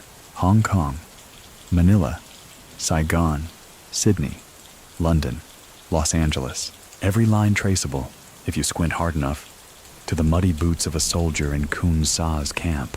And yet, the man himself remains untouchable, physically, because his network is deep, politically, because his cause is wrapped in ethnic identity, and practically, because nobody wants to destabilize the only order the region has left. A DEA agent working under diplomatic cover in Thailand once said, "We know where he is. We just don't know what happens if we actually move on him, because Khun Sa isn't a blip on the map. He is the map. You erase him, and you erase the only glue holding those hills together. And deep down, everyone knows it, which is why, despite a global hunt, despite pressure from Washington, despite exposés and Senate hearings, Khun Sa remains in his jungle throne, not sweating, not hiding, just watching, adjusting, planning the next move, because in his mind, he hasn't built a drug empire. He's built a country without a flag, and someday he might just fly one. There's a silence that falls over villages when the money starts flowing in. Not relief exactly, but a kind of still alertness. In Shan State, that silence becomes part of the daily rhythm. Shops open a little earlier. Farmers stop asking questions. And children, who used to chase buffalo barefoot, now run around in plastic sandals bought with money that smells faintly of sap and steel. Because by the early 1980s, Khun Sa's heroin is no longer just a product, it's a resource, a quiet infrastructure, and with it comes impact, visible and invisible. The roads leading out of poppy-growing villages are better maintained than those in cities. Not paved, no, but regularly graded by hired crews, funded through Khun Sa's taxation system. Bridges are repaired faster than the government's schedule allows. Schools open with chalkboards and textbooks. Not many, but more than before. And yes, the children know where the money comes from. Everyone does, but no one says it. They don't have to. The results speak louder than the moral questions. In some villages, a boy who once worked the fields is now a sentry. He wears a pressed shirt, a belt, carries a rifle taller than he is. His father, who used to barter with traders for salt, now sends money to his sister in Chiang Mai. His mother has more than one dress. A generator buzzes in the corner of their hut. Quiet luxury humming through the night. Many people still think that Khun Sa's empire was all blood and bullets.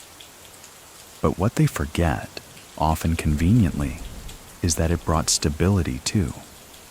A deeply problematic, heroin-funded stability, but stability nonetheless. And for people who had lived decades under shifting armies, broken treaties, and political neglect, that mattered. But there's another side to that coin, the side no one wants to talk about too loudly, the addiction. In cities, yes, heroin takes hold. Bangkok sees a spike. Chiang Mai begins reporting increased hospitalizations. Saigon's black market blossoms like mold in wet corners. And further afield, the drug filters into the hands of American soldiers, European thrill seekers, and eventually, dealers in New York and Paris. But even in Shan State, the supply leaves residue. Some villagers begin smoking raw opium, not as tradition, but as escape. The line between medicine and indulgence blurs. Heroin, far more potent, creeps into the picture. First among smugglers, then among teenagers, quietly, slowly, like smoke under a door. Khun Sa knows this, and it infuriates him, because addiction weakens discipline, and his system runs on discipline. He orders public punishments, not executions, but hard labor, reassignments, exile from camps. He bans his soldiers from touching heroin. Opium is tolerated sparingly in traditional form. But anything else? A stain. He even holds a meeting with his senior commanders, laying out rules for trade. Never feed the mouth that speaks your name. It's cryptic, but everyone understands. Heroin is for export, never for home. Still, you can't put fire in a village and not expect some sparks to catch. In a town near Lashio, a young boy overdoses. His sister confronts a Khun Sa officer in public, screaming, throwing fists. She's dragged away. Khun Sa hears about it. The next day, he sends a medical team to the village with clean needles. basic education pamphlets, and a single monk to offer spiritual guidance. It's not an apology, it's damage control.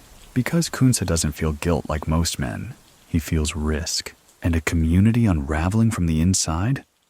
That's a risk to structure. He begins triaging his empire, prioritizing stability over speed. He delays certain shipments, stops working with independent traffickers whose security is questionable, establishes checkpoints, not just for government patrols, but to monitor addiction flow back into his own territory. It's not perfect, but it's a sign. A small, sharp reminder that even a man who controls half the heroin in Asia can't always control what it does. And then there's the violence, always quiet, but always present. In areas where his influence is contested, explosions happen without warning. Warehouses burn. Men vanish mid-convoy. When asked, villagers shrug. The jungle is hungry, they say. But the pattern is too precise to be chance. In early 1982, 3 rival distributors from Chiang Rai are found dead near the Mekong, their hands tied in the same fashion, palms pressed together like prayer. There's no proof it was Khun Sa. There never is. But after that, border competition thins, and the jungle falls quiet again. The DEA ramps up efforts. Their agents now work full-time with Thai police, launching raids on refineries, intercepting shipments, pressuring American allies to help degrade the network. But degrading a network is different than breaking it, because Khun Sa's system is hydra-headed. Cut one route, 3 others open. Arrest 1 lieutenant, another steps up. Already trained, already fluent in the dialects. Try to bribe a local official? Chances are, Khun Sa already has, and at a better rate. He doesn't just buy silence, he buys sequence. Get to a checkpoint, someone's already waiting. Change a code phrase, it's already rotated again. One DEA report admits, Khun Sa's adaptability makes him the most sophisticated trafficker we've encountered in Southeast Asia. His reach is matched only by his patience. They try aerial surveillance. He moves labs. They try electronic intercepts. He uses runners. They try human intelligence. He turns double agents. And all the while, the villages stay stocked, the roads stay clear, the soldiers get paid. And Khun Sa, he never stops adjusting. He reviews maps nightly, keeps ledgers close, coded in layered shorthand only he and 2 others understand.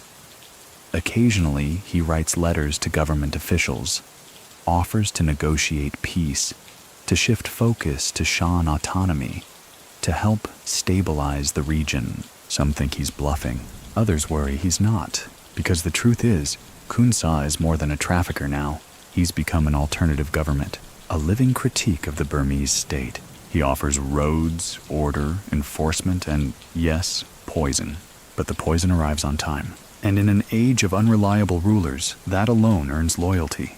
Many people still think that this couldn't possibly last, that eventually someone would catch him, crush him, erase him. But every time they try, the jungle answers back. He's not hiding. He's already somewhere else.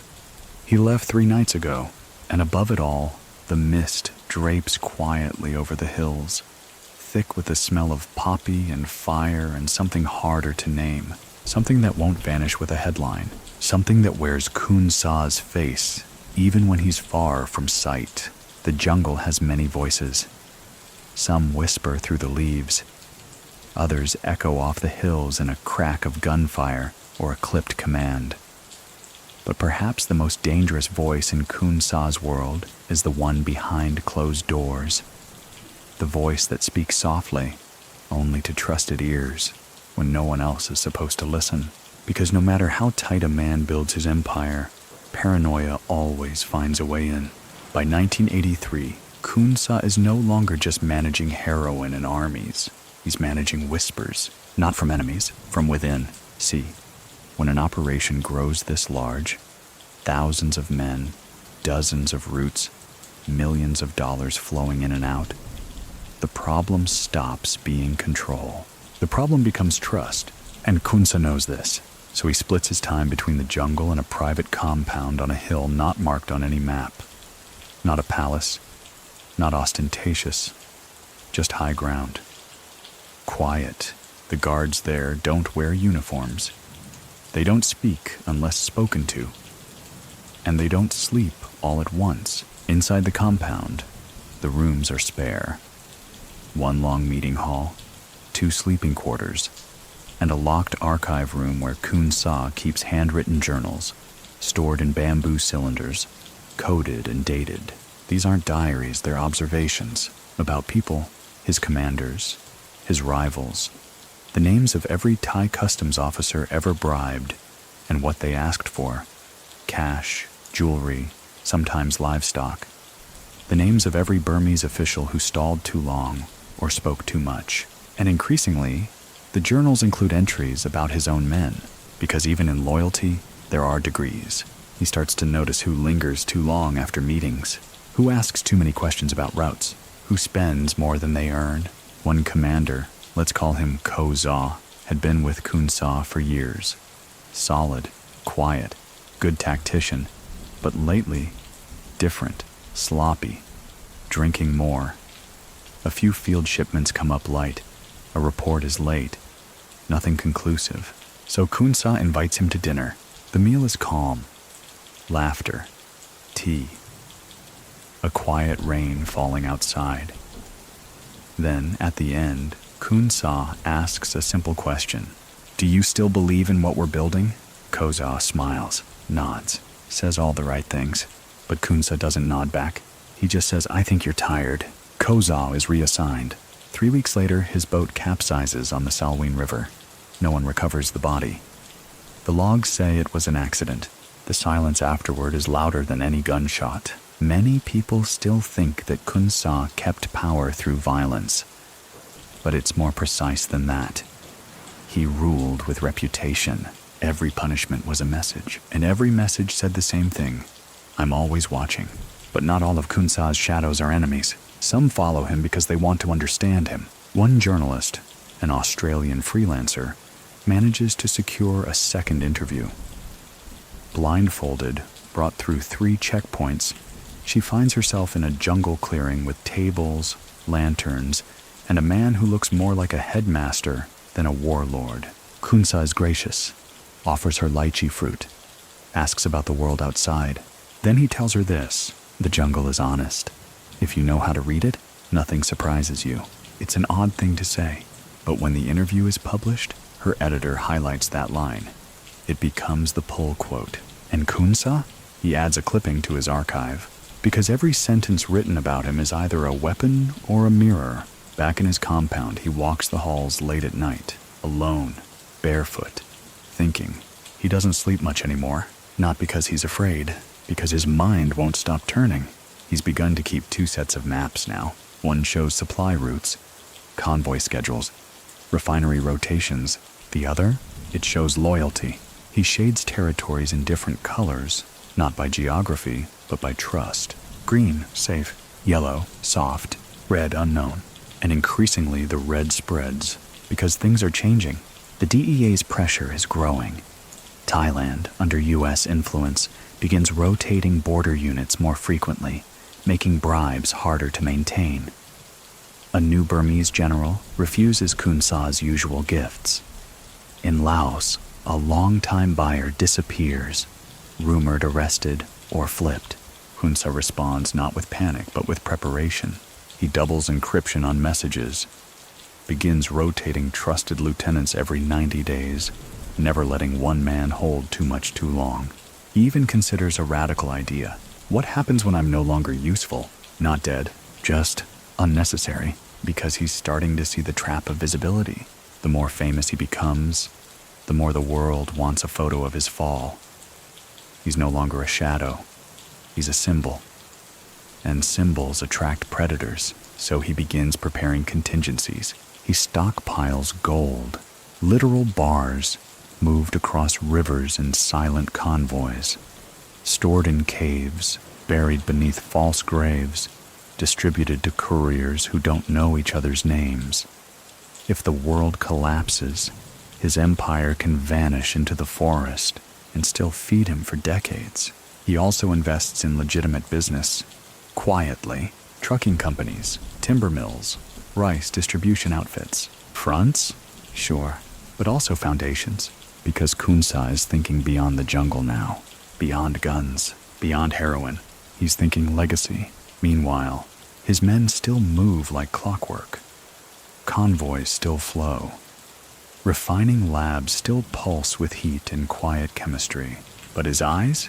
They're not just watching the mountains anymore. They're watching the idea of him, the myth, and whether it can survive without the man. One night, sitting under a thatched roof as a storm peels across the treetops, Khun Sa leans toward one of his aides and murmurs, "I don't want to be famous anymore." The aide doesn't respond, because what does one say to a man whose face is already legend? But later that night, he burns 2 old photographs, both of Khun Sa, one in uniform. One, younger, standing in front of a poppy field, gone in seconds, because reputation builds empires, but too much of it can bring them down.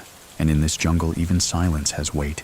In a smoky briefing room on the other side of the world, Langley, Virginia to be exact, a projector clicks softly, illuminating a grainy photograph of a man with sharp eyes and a placid mouth. The caption beneath reads, "Khun Sa, priority target, Golden Triangle Narcotics Network, back in the jungle." That same man sips his morning tea in near silence, watching mist roll across the tree line. He doesn't need intelligence briefings.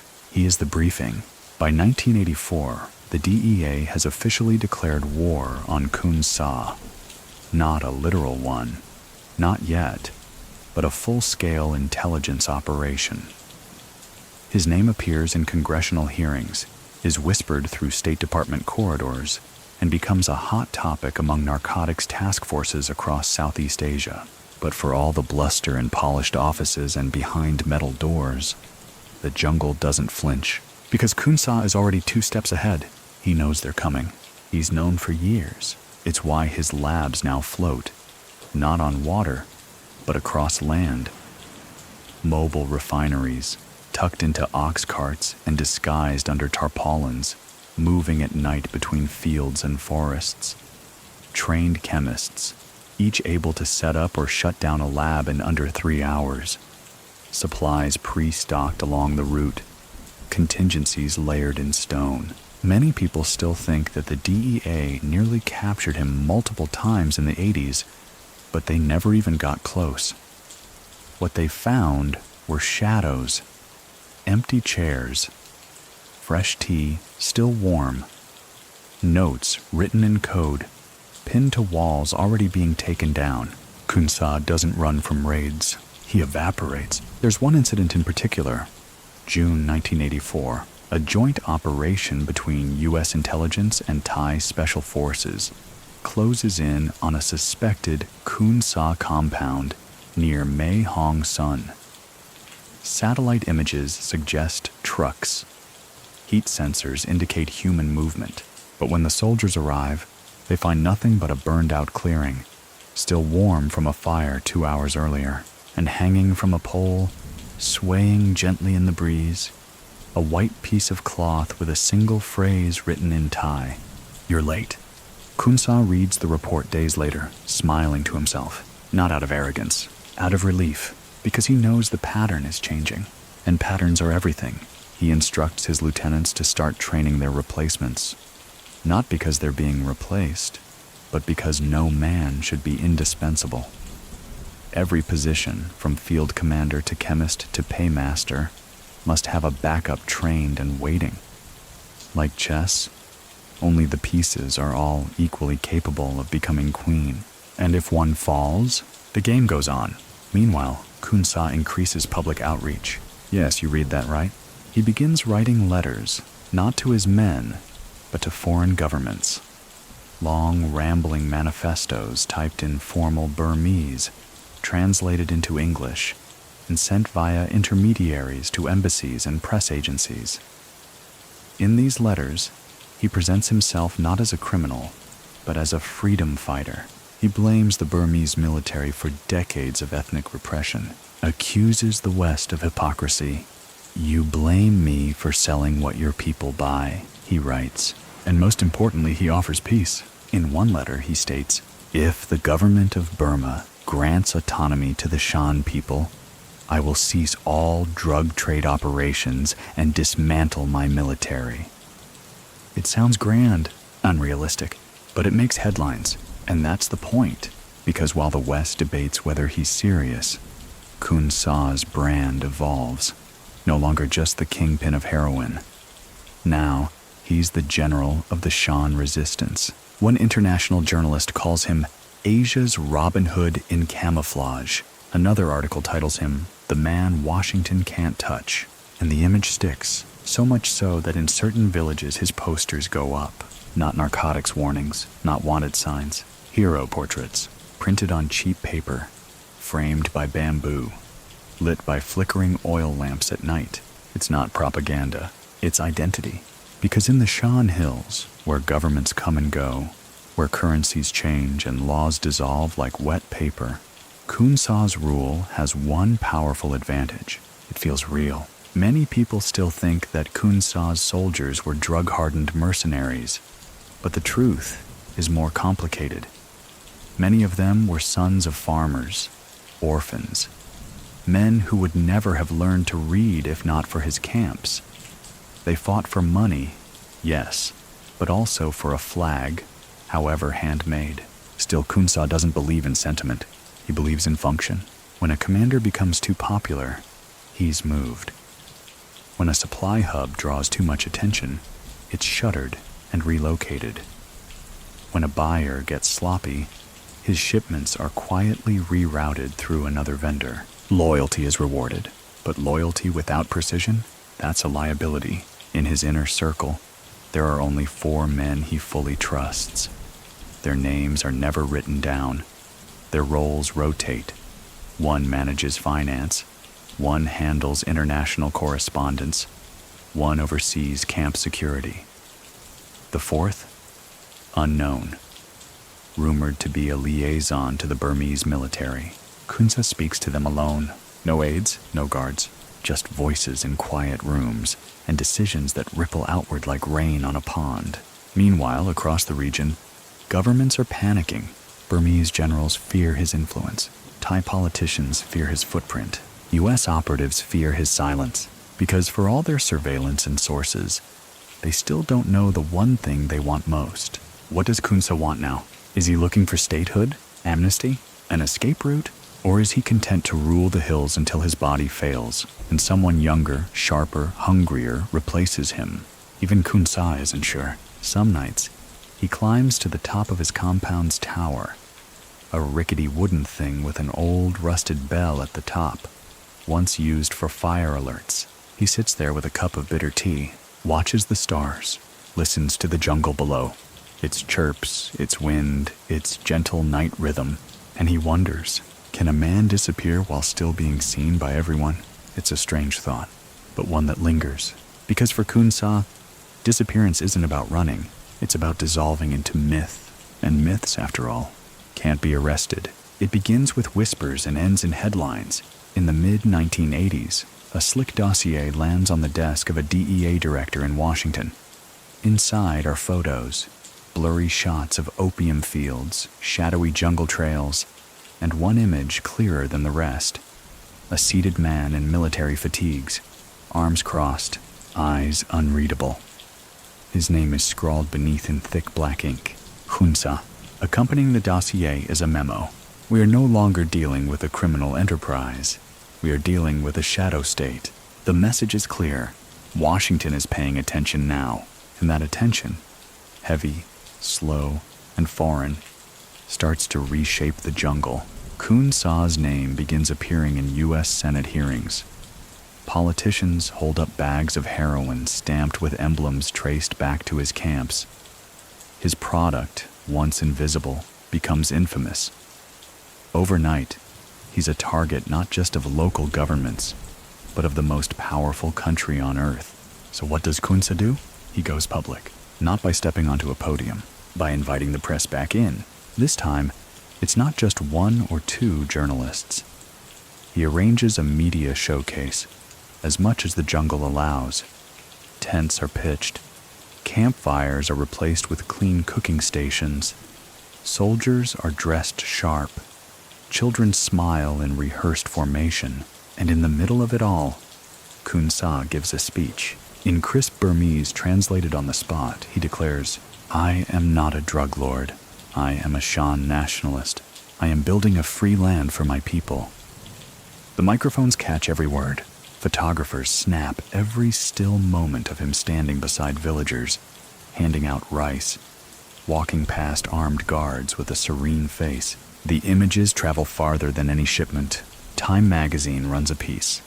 The opium general speaks. A London paper calls him the gentleman warlord. A Thai news anchor refers to him, reluctantly, as a stabilizing force. It's marketing genius. Because now, to strike Khun Sa is no longer a police action. It's a political statement. Many people still think that this was Khun Sa's moment of peak arrogance. But if you look closely, it was actually a moment of strategic insulation. He wasn't bragging. He was daring the world to come get him.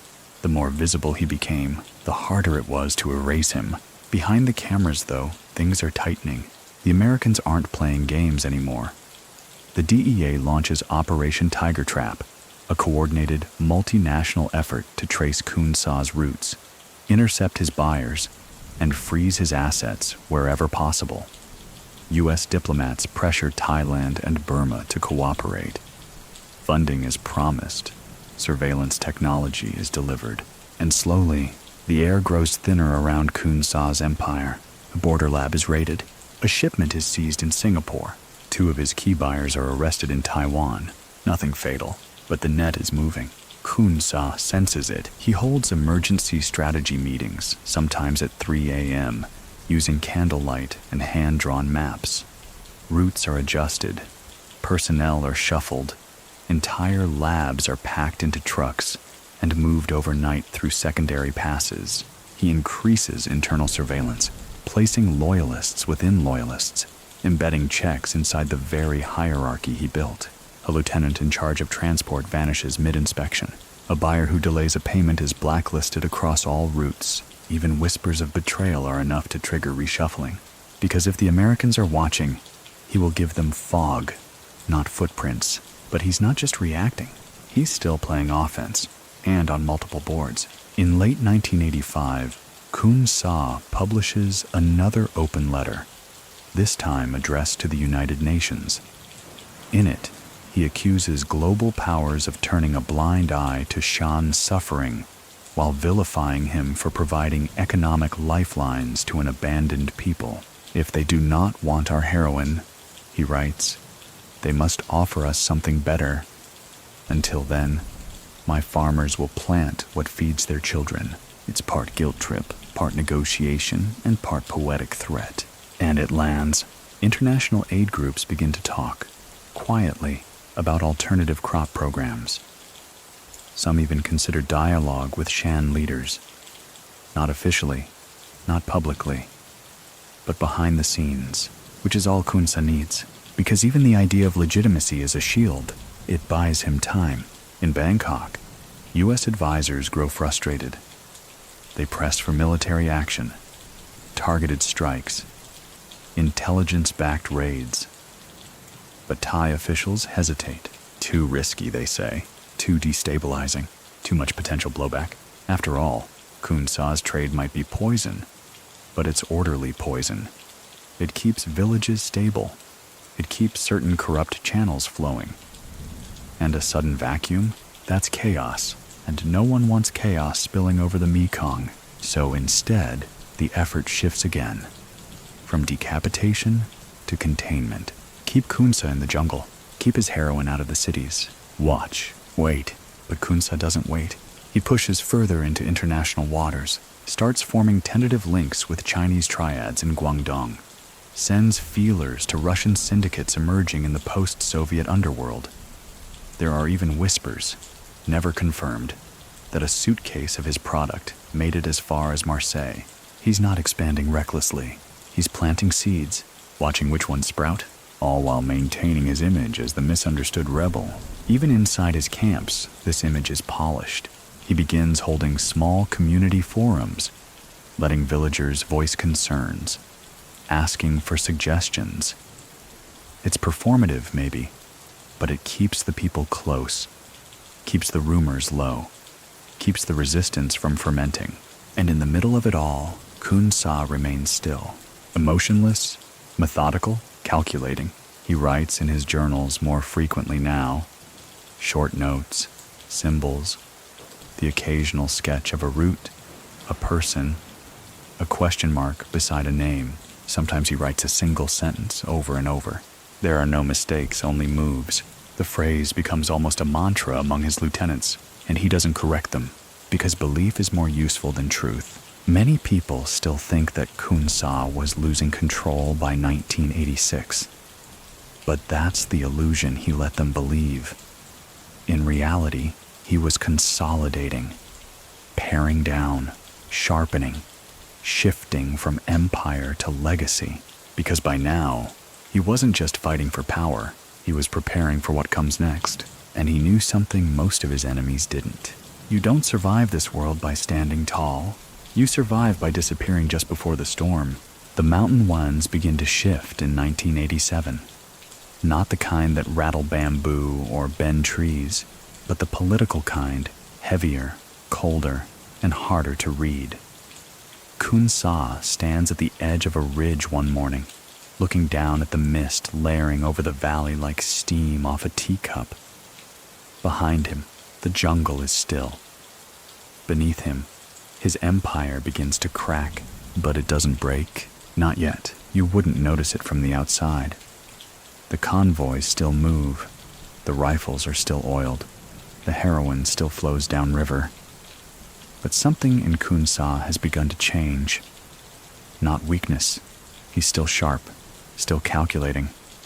But perhaps weariness. A sense that the jungle has grown too loud, too fast, and that some of the trees now whisper in foreign tongues. It begins with dissent, small at first.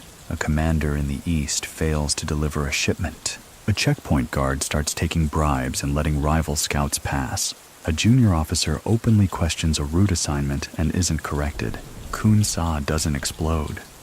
That's never been his style. Instead, he closes his door more often, summons his closest advisors, not for strategy, but for names. He doesn't ask what happened. He asks who noticed first.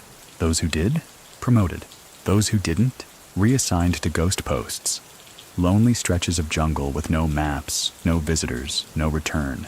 Still, the unrest grows. Not loudly, but like a vine through stone. Younger officers, raised under Khun Sa's rule, begin to think of him less as a revolutionary and more as a landlord. They respect him, of course, but they don't fear him like the old guard did. They weren't around when he built this from mud and silence. They only know the structure, not the sweat. And in that gap, a different kind of danger grows. Ambition. Meanwhile, outside his jungle, the world accelerates. The Burmese government, long, sluggish, and splintered, begins to reorganize. A new wave of officers, hungry for promotion and less tolerant of quiet deals, start pushing north. Emboldened by U.S. pressure, they propose new offensives, not just raids, but campaigns. And this time, they don't come alone. Thai cooperation increases, patrols tighten, bribes become riskier. Border routes that once welcomed Khun Sa's convoys now choke with checkpoints. Even some of his oldest contacts go quiet. One Thai colonel, long believed to be in his pocket, retires suddenly. Another disappears. His car found burning on a road outside Chiang Mai. Khun Sa doesn't panic. He adjusts. Routes shift west. Labs rotate faster. And most critically, he begins to withdraw. Not from the business, but from the forefront. He stops appearing in photographs, stops giving interviews. Fewer people see him now. Even his commanders begin receiving instructions secondhand, filtered through coded letters, delivered by runners who do not stop for conversation. And those letters, shorter, sharper, less about expansion, more about safeguards. He begins using phrases like reduce exposure, consolidate command, minimize heat. Many people still think that Khun Sa began losing control during these years. But the truth is more nuanced. He wasn't losing control. He was relinquishing it piece by piece before someone could take it by force. He divides the empire geographically and operationally.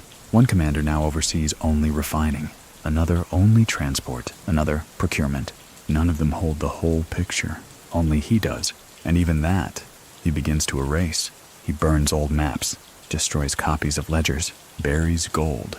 Not for vanity, but for contingency. Because deep down, Khun Sa knows something that haunts every man who's ever built an empire. What you create can outlive you, but only if it doesn't depend on you. And then, the letters start arriving. From the outside, from diplomats, from NGOs, from former contacts now working inside bureaucracies. Some offer exile in exchange for information. Some offer peace deals. Some rumors only mention immunity. He reads them all, doesn't respond. Not yet, because he's still watching, still weighing, still listening to the jungle. But inside, something is stirring. A question, a quiet one, the kind you don't write in a journal. How much longer can I ride this tiger before it turns? Because the tiger, the trade, the politics, the myth, is starting to pull in directions even he can't fully predict. And he knows what happens to men who mistake their own name for invincibility. So he makes a choice. Not yet public, not yet final, but a choice nonetheless.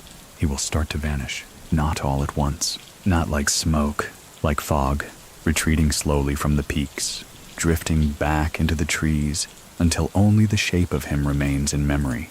And as he stands on that ridge, wind tugging at his jacket, birds rising like ash from the trees, he breathes out once, long, measured, and turns back toward camp, because empires don't fall in a bang. They fold quietly into the forest. The monsoon that rolls in during late 1987 is not just a season. It's a veil, a shifting curtain over a region that's been humming under one man's breath for too long. The rain swallows roads, slows caravans, and floods every low valley. It becomes a useful excuse, a natural disruption, for Khun Sa to begin pulling back. Officially, it's just weather, but under the downpour, something larger is unfolding. Khun Sa no longer walks through his camps like he used to. The measured footsteps, the brief salutes, the nods, those still happen, but less frequently, more cautiously. His presence has become more ceremonial than operational. His generals now handle logistics. His runners issue commands. And more than once, those commands contradict each other. It's not disorganization, it's deliberate. Because Khun Sa is testing something.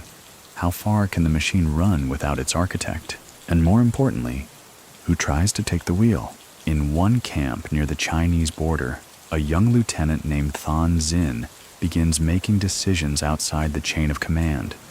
Nothing drastic at first, rerouting a convoy to avoid a flooded path, ordering extra rations, shortening rest periods.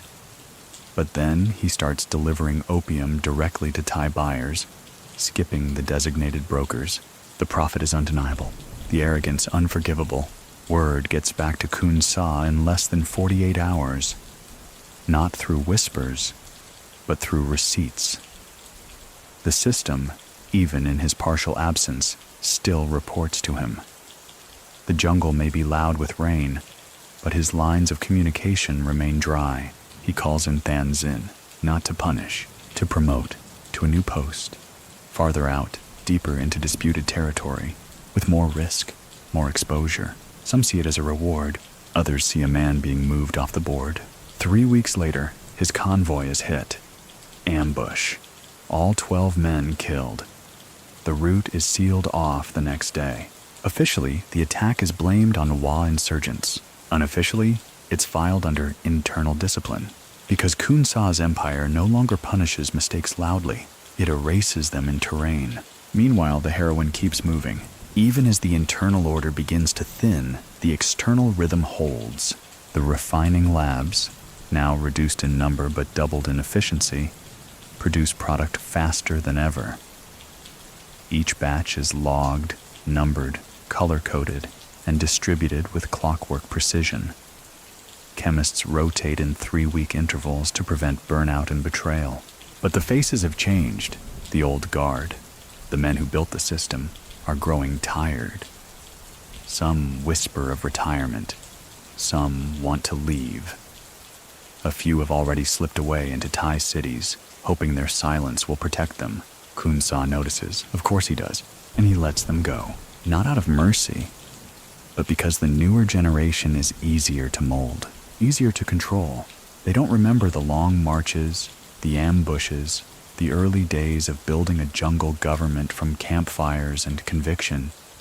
They only know the structure, the system, the thing they believe will run forever. But Khun Sa knows better. He sees the rot in the corners, and so he starts preparing something different. A proposal, not to his lieutenants, to the outside world.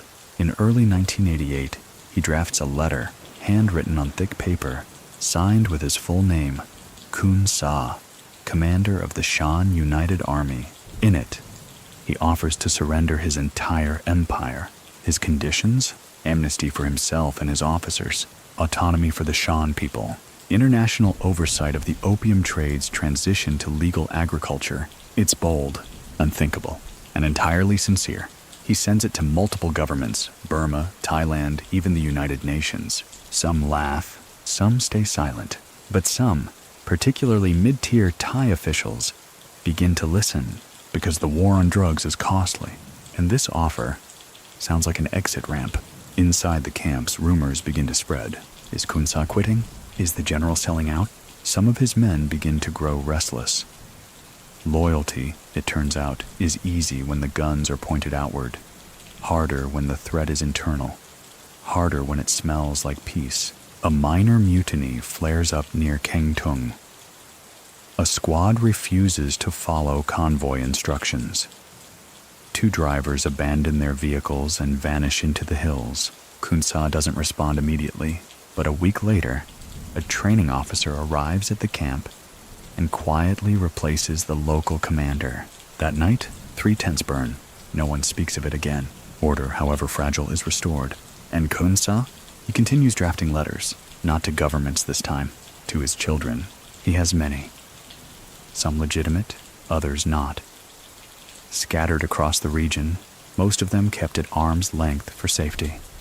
But now, he begins reaching out, invites them, one by one, to his side. Not all accept. Some are afraid, some embarrassed. A few come. He speaks little during these reunions, just sits with them, drinks tea, and sometimes points to maps. He doesn't offer advice, he offers silence. And yet, through that silence, they understand. He is preparing to let go, not because he's lost, but because he's finished. Because the jungle, once his kingdom, now feels like a museum of everything he's already proven. Many people still think that men like Khun Sa fight to the bitter end, but he's not that kind of man. He's the kind who writes his own ending, carefully, deliberately, and then steps out of frame before the curtain falls. The jungle carries rumors the way the Mekong carries silt, slowly, endlessly, and everywhere at once. By early 1989, the whispers are no longer questions. They are expectations. Khun Sa is going to surrender. That phrase, once unthinkable, now trails every conversation between traffickers, rebels, and diplomats alike. And though no one says it too loudly near his camps, the tension hangs like humidity before a storm. But Khun Sa doesn't move fast. He never has. He studies every shift like a general watching wind patterns before a siege. His decision to lay down the tools of war and trade is not one born of defeat, but of timing. Because while the outside world speculates about weakness, Khun Sa is securing something else.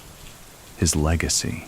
He starts with his lieutenants, summons them one at a time, not to declare his intentions, but to ask them questions. What do they want? What will they do if the army dissolves? Where will they go? Some respond with bravado. We'll keep fighting. Others with practicality. We'll return to the fields. But most, especially those who have been with him for more than a decade, say the same thing. We'll follow you. He doesn't smile, doesn't nod, just listens, then hands them sealed packets, maps, gold bars, alternate identities, instructions. He doesn't call it surrender. He calls it preservation, because while many people still think that surrender means laying down power, Khun Sa sees it differently. For him, surrender is a transfer, not to an enemy, but to a future he can no longer control directly, and he wants to choose that future, not be swallowed by it. Still, there are obstacles. Not everyone supports the idea. Within the Shan United Army, a faction rises, the hardliners, led by a former field commander named Sai Na. Young, fiery, and fanatically committed to the dream of full independence, Sai Na views Khun Sa's negotiation as betrayal. He rallies troops behind him, calls secret meetings, begins moving weapons. Khun Sa watches quietly. He doesn't move against Sai Na immediately. He understands the rhythm of resistance. He once was the rhythm of resistance, so he waits. Then, during a fog-heavy morning, Khun Sa orders a reshuffling of units. Sai Na's loyalists are reassigned, quietly, without announcement. His command is split in two. His access to munitions is limited. And then comes the final gesture. Khun Sa invites him to dinner. They eat in silence. Fish, sticky rice, tea. Midway through, Khun Sa says, "You don't need to believe in me anymore, but I do expect you to understand me." Sai Na leaves without speaking. A week later, he crosses into Laos, voluntarily, with 2 men. No one knows why. He never returns. Some believe he fled. Others believe he was allowed to. And Khun Sa? He never mentions him again. Instead, he moves forward. He reaches out again to the Burmese government, this time offering terms that are simultaneously vague and impossible to ignore. He will dismantle his army. He will stop all heroin production. In return, he wants personal amnesty and permission to live peacefully in Burma. No exile, no prison, just silence. And incredibly, they consider it. Because by now, even Khun Sa's enemies are exhausted. The military doesn't want to wage a jungle war it can't win. The DEA doesn't have the jurisdiction. Thailand wants stability. And so, for perhaps the first time in decades, everyone's interests align, but the process isn't clean. Negotiations drag on. Khun Sa plays coy. The government waffles. Foreign diplomats issue warnings, write cables, wonder aloud. Can we really let a drug lord retire in peace? But what's the alternative? Chaos? Another war? Another generation of farmers with guns and no general? Many people still think that governments never deal with traffickers. But history is full of quiet handshakes between desperate men. And Khun Sa, always the chess player, knows exactly how to appear useful. He agrees to stage disarmament ceremonies, agrees to pose for photos, shaking hands with generals, even agrees to be relocated. But before that, he takes one final tour of his camps, not for nostalgia, for instruction. He visits each unit, gives a brief talk. Not about heroin, not about war, about order. Do what you must, he tells one group, but don't undo everything we built. To another, if you leave this place, take the discipline with you. The world will not teach it. He visits his old barracks, walks the trail he first patrolled as a teenager, stops beside the river where his first opium caravan crossed. No photographers, no guards, just him, the trees, and a soft wind curling through the grass like the breath of a sleeping empire. Back at his compound, he begins dismantling the network. The radio operators are dismissed. The last lab is destroyed by his own men. The ledgers are burned, and his personal archive, the journals, the codes, the maps, are reduced to ash in a controlled fire that burns for 3 days. When it's done, he sits alone in his hut, the smoke drifting through the door like a ghost. He doesn't cry. He doesn't speak. He just watches, because this is what the end of a kingdom looks like. Not a battlefield, but a bonfire. And beyond it, silence. On a clouded morning in January 1990, Khun Sa officially announces his intention to surrender to the Burmese government. Not in person, through a letter. Simple, polite, absolute. The world watches. Some celebrate, some scoff, some suspect it's a trick. But those who know the jungle really know it, understand what's happened. The warlord is stepping off the field, and in doing so, he changes the rules of the game. Because now the question isn't who will fight him, it's what comes next. The announcement spreads like dry fire through bureaucracies, black markets, and border towns alike. Khun Sa is stepping down. No gunfire, no standoff, just a letter. To some, it feels anticlimactic. A man who held an entire region in his grip for decades now choosing paper over bullets? But those who truly understand Khun Sa know it's the most dangerous move he's ever made, because only a man in control can afford to walk away. The Burmese government, at first, is cautious. They remember the failed truces of the past, the broken promises, the carefully orchestrated interviews. But this time, something feels different. Khun Sa doesn't just offer words, he offers proof. Over the span of several weeks, the Shan United Army begins disbanding. Methodically, like a machine shutting down in stages. Weapons are collected and stacked in quiet piles. Outposts are emptied, supply lines severed, and more significantly, the heroin dries up. Labs vanish, routes go quiet. Buyers, once flush with shipments, begin looking elsewhere, tentatively at first, then with desperation. Khun Sa doesn't gloat, he just watches, because he knows exactly what this withdrawal means. He's testing the world. What happens when the man holding the sword puts it down? Will someone else grab it? Or will the hands tremble? And sure enough, they do. Smaller groups rush into the vacuum. Rival militias scramble for control of villages once under Khun Sa's protection.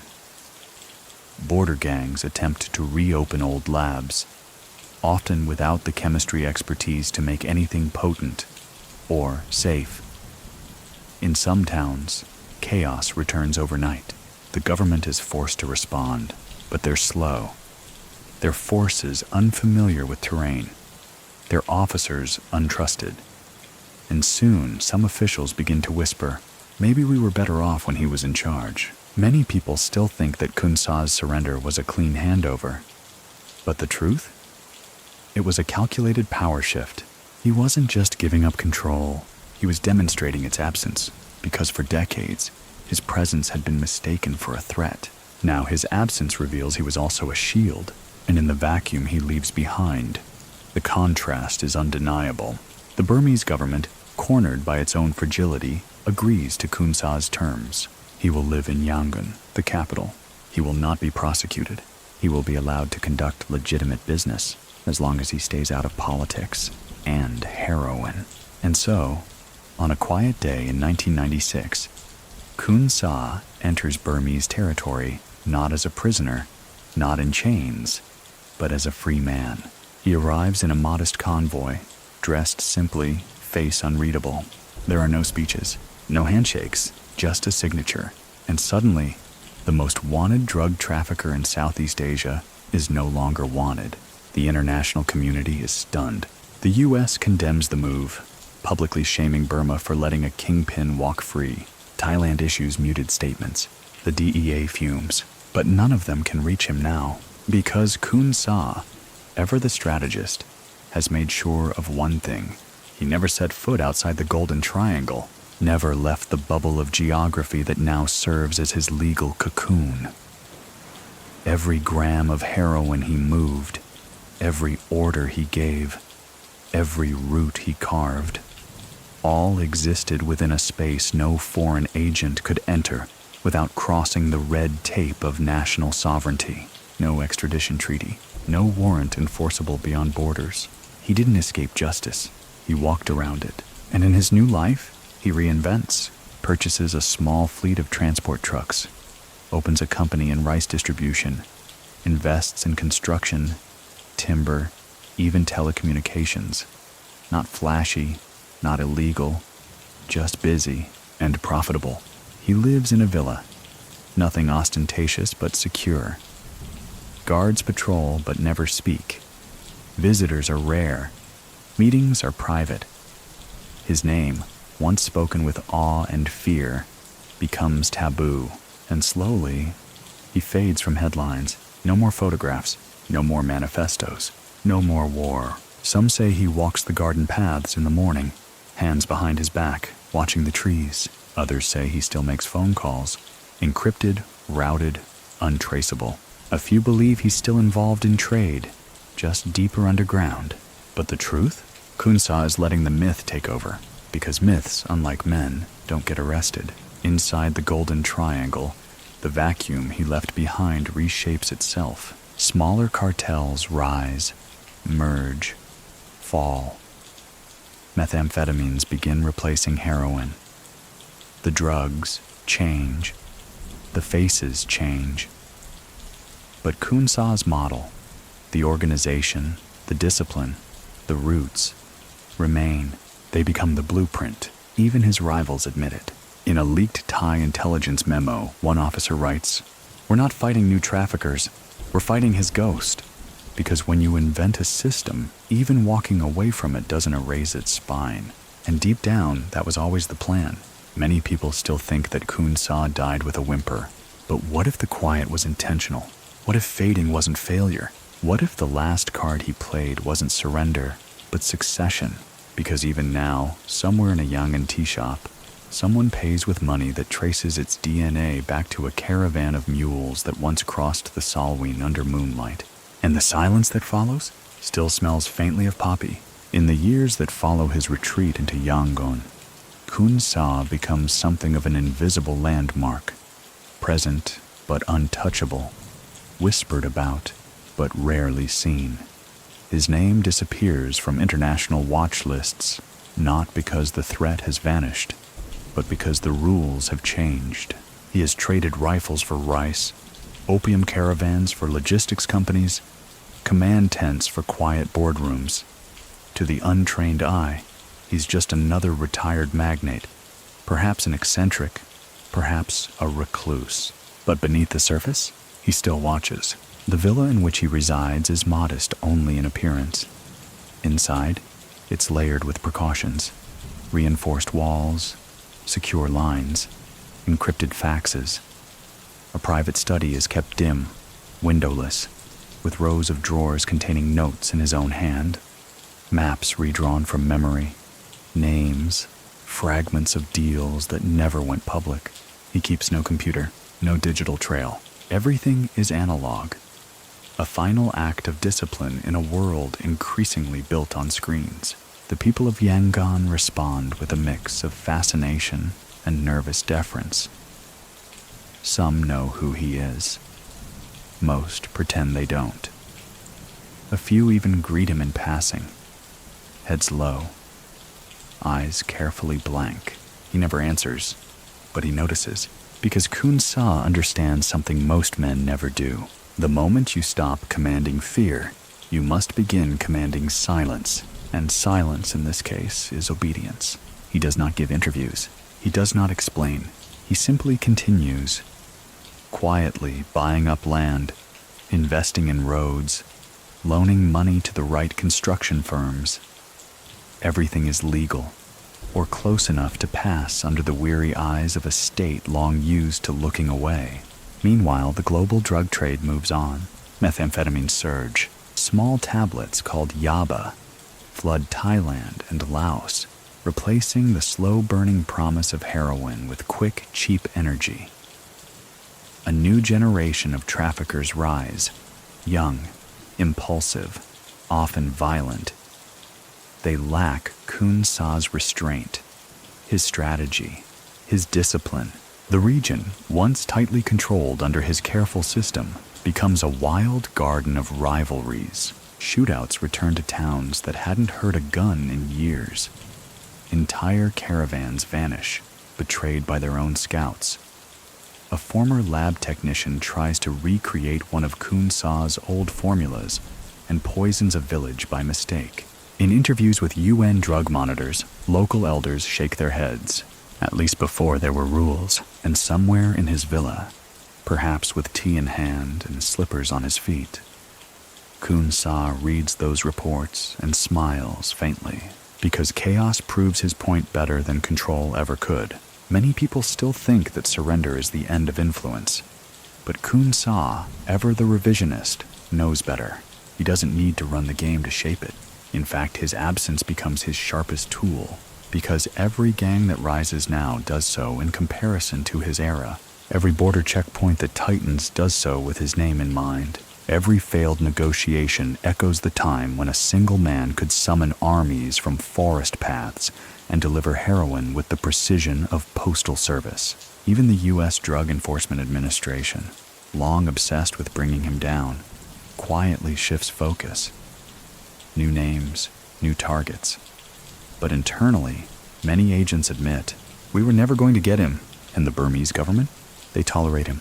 Because in a country grappling with insurgencies, economic instability, and political distrust, a former warlord turned quiet businessman is the least of their problems. Sometimes officials even consult him, not formally, but informally, over dinner or through intermediaries. They ask about trade routes, regional tensions, even insurgent movements. Khun Sa listens, gives brief answers, never opinions, just facts, and in doing so, becomes a kind of ghost advisor, an oracle whose credibility comes not from ideology, but from having once owned the map.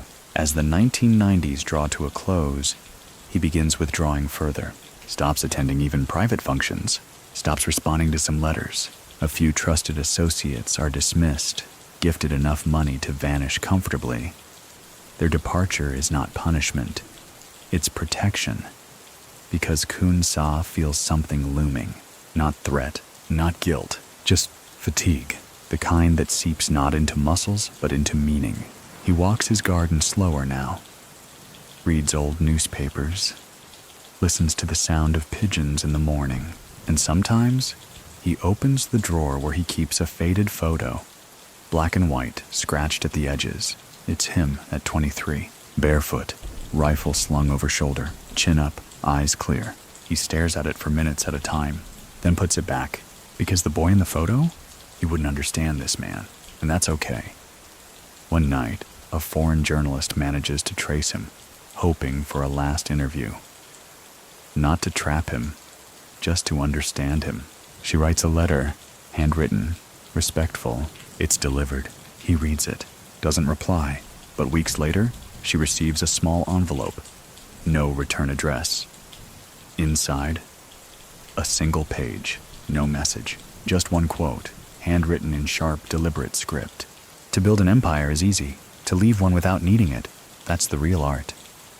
And underneath the initials, KS. By the dawn of the new millennium, Khun Sa becomes more story than man. For a younger generation, his name is just an echo, something murmured by uncles at tea shops, a cautionary tale whispered in hill villages, or a trivia fact in dusty political science lectures. But among those who remember, who lived under his command or under his shadow, he is more than myth. He is memory, and memory, when left alone long enough, becomes legend. In Yangon, his villa now sits in a changing neighborhood. Modernity creeps in slowly. Cell towers rise, taxis honk louder, and the distant hum of satellite dishes starts replacing birdsong. But inside his walls, the world remains frozen in a careful, curated stillness. He wakes early, takes green tea in a porcelain cup, never glass, reads state newspapers, never foreign press, speaks only to a small rotation of staff, one cook, one cleaner, one driver, and rarely, very rarely, he calls someone from the old days. No agenda, just to ask, is the forest still quiet where you are? Because, for all his silence, Khun Sa still tracks the terrain, not just physically, but geopolitically. He watches the emergence of the United State Army, former allies now ascendant players in the narcotics scene. They've taken a page from his book, carving out semi-autonomous zones, striking ceasefires with the government, playing both sides of diplomacy and shadow trade. Some say they've surpassed him. Others say they're simply following his footprints. He never comments. But on his desk, tucked beneath a blotter, is a hand-drawn map of the new Golden Triangle, annotated in blue ink, smudged with fingerprint oil. Khun Sa might have withdrawn, but his cartography continues. Many people still think that when warlords vanish, their legacy vanishes with them. But Khun Sa never relied on propaganda or martyrdom. He relied on systems, on infrastructure, and those don't fade. They endure. One of his former chemists now runs a legitimate fertilizer business near the Thai border. Another lieutenant is said to hold shares in a regional bank. Even a former mule, just a boy in the 80s, is now a councilman in a dusty Lao town, speaking cautiously but confidently about stability and memory.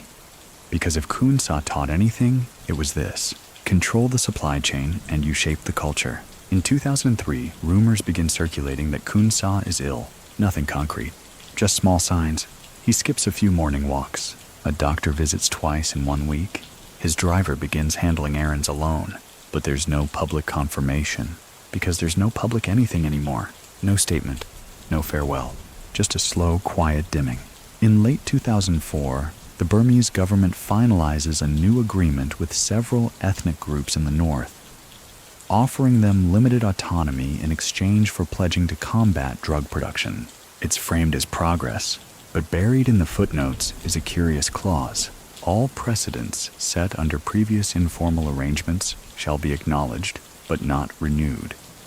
An erasure, an attempt to ghost Khun Sa's entire negotiation history. He notices, says nothing. But one morning, his cook finds the newspaper folded on the porch, with that line circled in red. No explanation, just a message to the air. I see you. He begins writing again, not letters, but reflections. Small notes scribbled in Shan and Burmese, sometimes poems, sometimes warnings, sometimes just weather observations. His staff doesn't read them. They collect in a small leather folder, tied shut with string. Perhaps he intends them for no one, or for the moment after he's gone, because by now he feels it. The narrowing, the quiet encroaching, not fear, not panic, just recognition of an arc closing, of a lifetime retreating like the mist in morning valleys. He begins sorting his things. One night, he instructs his driver to take a locked box to an unknown monastery. No questions. Another week, he gifts a watch to his cleaner, saying, "This kept time in the jungle. Now it keeps time in the kitchen." And in a strange act of sentiment, he asks his cook to prepare a meal from his childhood. Sticky rice, wild honey, and roasted nuts wrapped in banana leaf. He eats slowly, says nothing, just closes his eyes between each bite. Outside, the garden blooms late. Even in the city, some trees know how to hold on. And Khun Sa, the man who once ruled mountain passes and poppy fields with calculated violence, now finds himself savoring silence more than strategy. Not because he's surrendered, but because he's full. He has filled his portion of time, of terrain, of tension. The world can turn now. He doesn't need to push it. One afternoon, a former Thai journalist, long retired, writes an editorial titled, "The Warlord Who Became an Empty House." He means it metaphorically, but somewhere in Yangon, the man at the center of it all finally sleeps through the night, undisturbed. And the next morning, for once, he doesn't wake. News of Khun Sa's death travels with the strange, halting rhythm of things people aren't quite sure how to believe. There's no official obituary, no funeral, no public statement from the Burmese government. Just a rumor at first, a whisper at a checkpoint, a half-spoken line from a retired colonel in Shan State. He's gone, and the silence that follows says more than confirmation ever could. It takes a week before international outlets cautiously pick up the story. Reputable agencies hedge their language. Reportedly deceased. Unconfirmed sources. Allegedly passed. But in the Golden Triangle, no one waits for proof because they feel it. Not in headlines or eulogies, but in the way the air moves around old routes, the way pigeons circle the villa one last time before choosing new rooftops. The DEA, long obsessed with his capture, releases a brief press note. Khun Sa, once among the most wanted drug traffickers in the world, is believed to have died in Yangon. No extradition ever took place, no ceremony, no folder of classified vindication, just a file quietly marked closed.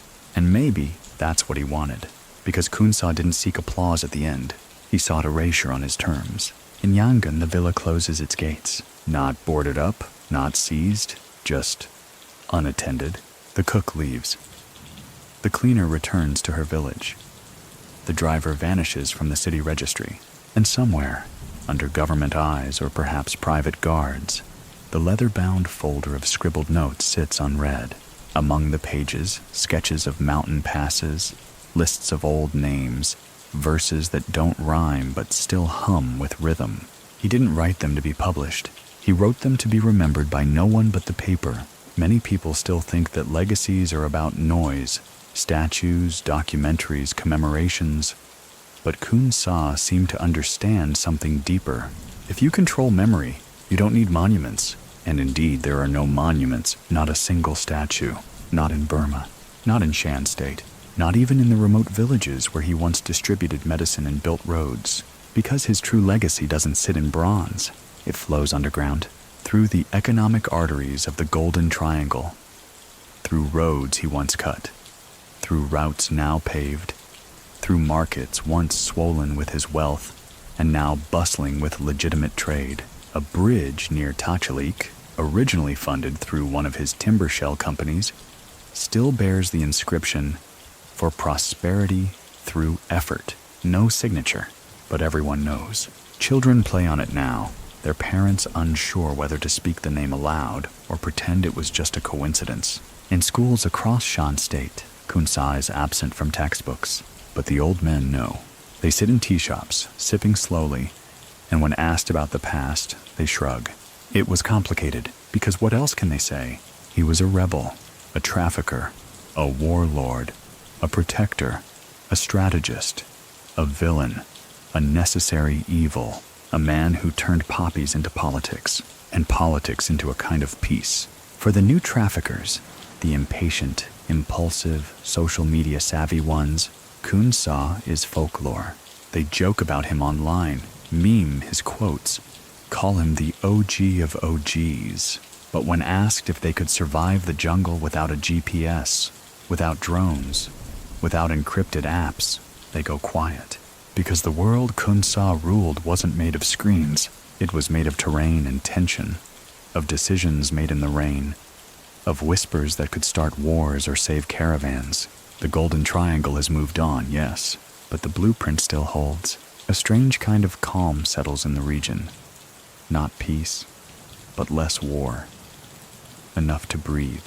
And in this breathing space, young villagers plant new crops, some legal, some not. They walk paths that were once patrolled by armed guards, now overgrown with green. And every now and then, one will stop at a bend in the trail, look out at the valley below, and feel something unspoken. A quiet authority, a vanished presence, like the ghost of a general who once stood right there, watching with arms crossed, deciding the fate of men who never knew his name. It's not reverence they feel, it's scale, the sense that something massive passed through these hills once, and left behind a trail, not of worship, but of intention. And in the end, maybe that's enough. Khun Sa didn't need to live forever. He just needed his shape to remain in the soil. In the twilight years after Khun Sa's death, the region doesn't collapse into chaos as some had feared, nor does it suddenly blossom into peace. It lingers, suspended between echoes of his rule and the uncertainty of newer hands. The Golden Triangle becomes a kind of post-imperial borderland, no longer a dominion, not quite a republic, a place still too slippery for census takers, too wild for law, too changed for nostalgia. But one truth endures. Khun Sa's model worked, and everyone knows it. Not because it was moral, not because it was just, but because it held. For years, for decades, it kept a violent, fragmented patch of Southeast Asia running like a multinational enterprise. So even after he's gone, his methods survive. The United Shan State Army, now the most powerful non-state militia in the region, begins formalizing Khun Sa's tactics. They introduce taxation systems. They issue their own vehicle registrations, build roads, schools, even mini hospitals. Some Western diplomats joke that the WA state operates more efficiently than some governments, but they're not joking when they say it's all lifted straight from Khun Sa's playbook. Across the border, in Thailand, a new generation of anti-narcotics officers rises, young, eager, determined not to repeat the mistakes of the past. But their training manuals are still marked by his fingerprints, his supply chains, his old ambush patterns, his chemical refinements, all still studied like scripture. Many people still think that criminal empires vanish when their kings die. But Khun Sa didn't build a personality cult. He built infrastructure. That's harder to kill. In Tachi Lake, a dusty town once known for currency smuggling and opium warehouses, a local museum opens a small, unofficial exhibit on the Golden Triangle years. There's no sign calling it the Khun Sa room, but everything inside whispers his name. There are faded maps, photos of unidentified caravans, a rusted Kalashnikov behind glass, and in the corner, behind a black curtain, a reel plays on loop, grainy footage of a man in fatigues, walking calmly past a line of soldiers, not smiling, not scowling, just present. Tourists ask if it's him.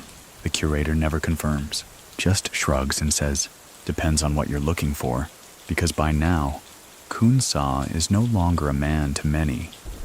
He's a texture, a shadow stitched into the hem of every political conversation, every smuggling operation, every uneasy truce in the north. The Shan people, they still invoke his name, not out of loyalty, not even out of admiration, but out of frame of reference, because he's still the yardstick. Is this new governor better than Khun Sa? Is this route safer than it was under him? Would the old man have allowed this corruption? And when someone answers, no, it's not nostalgia, it's evaluation.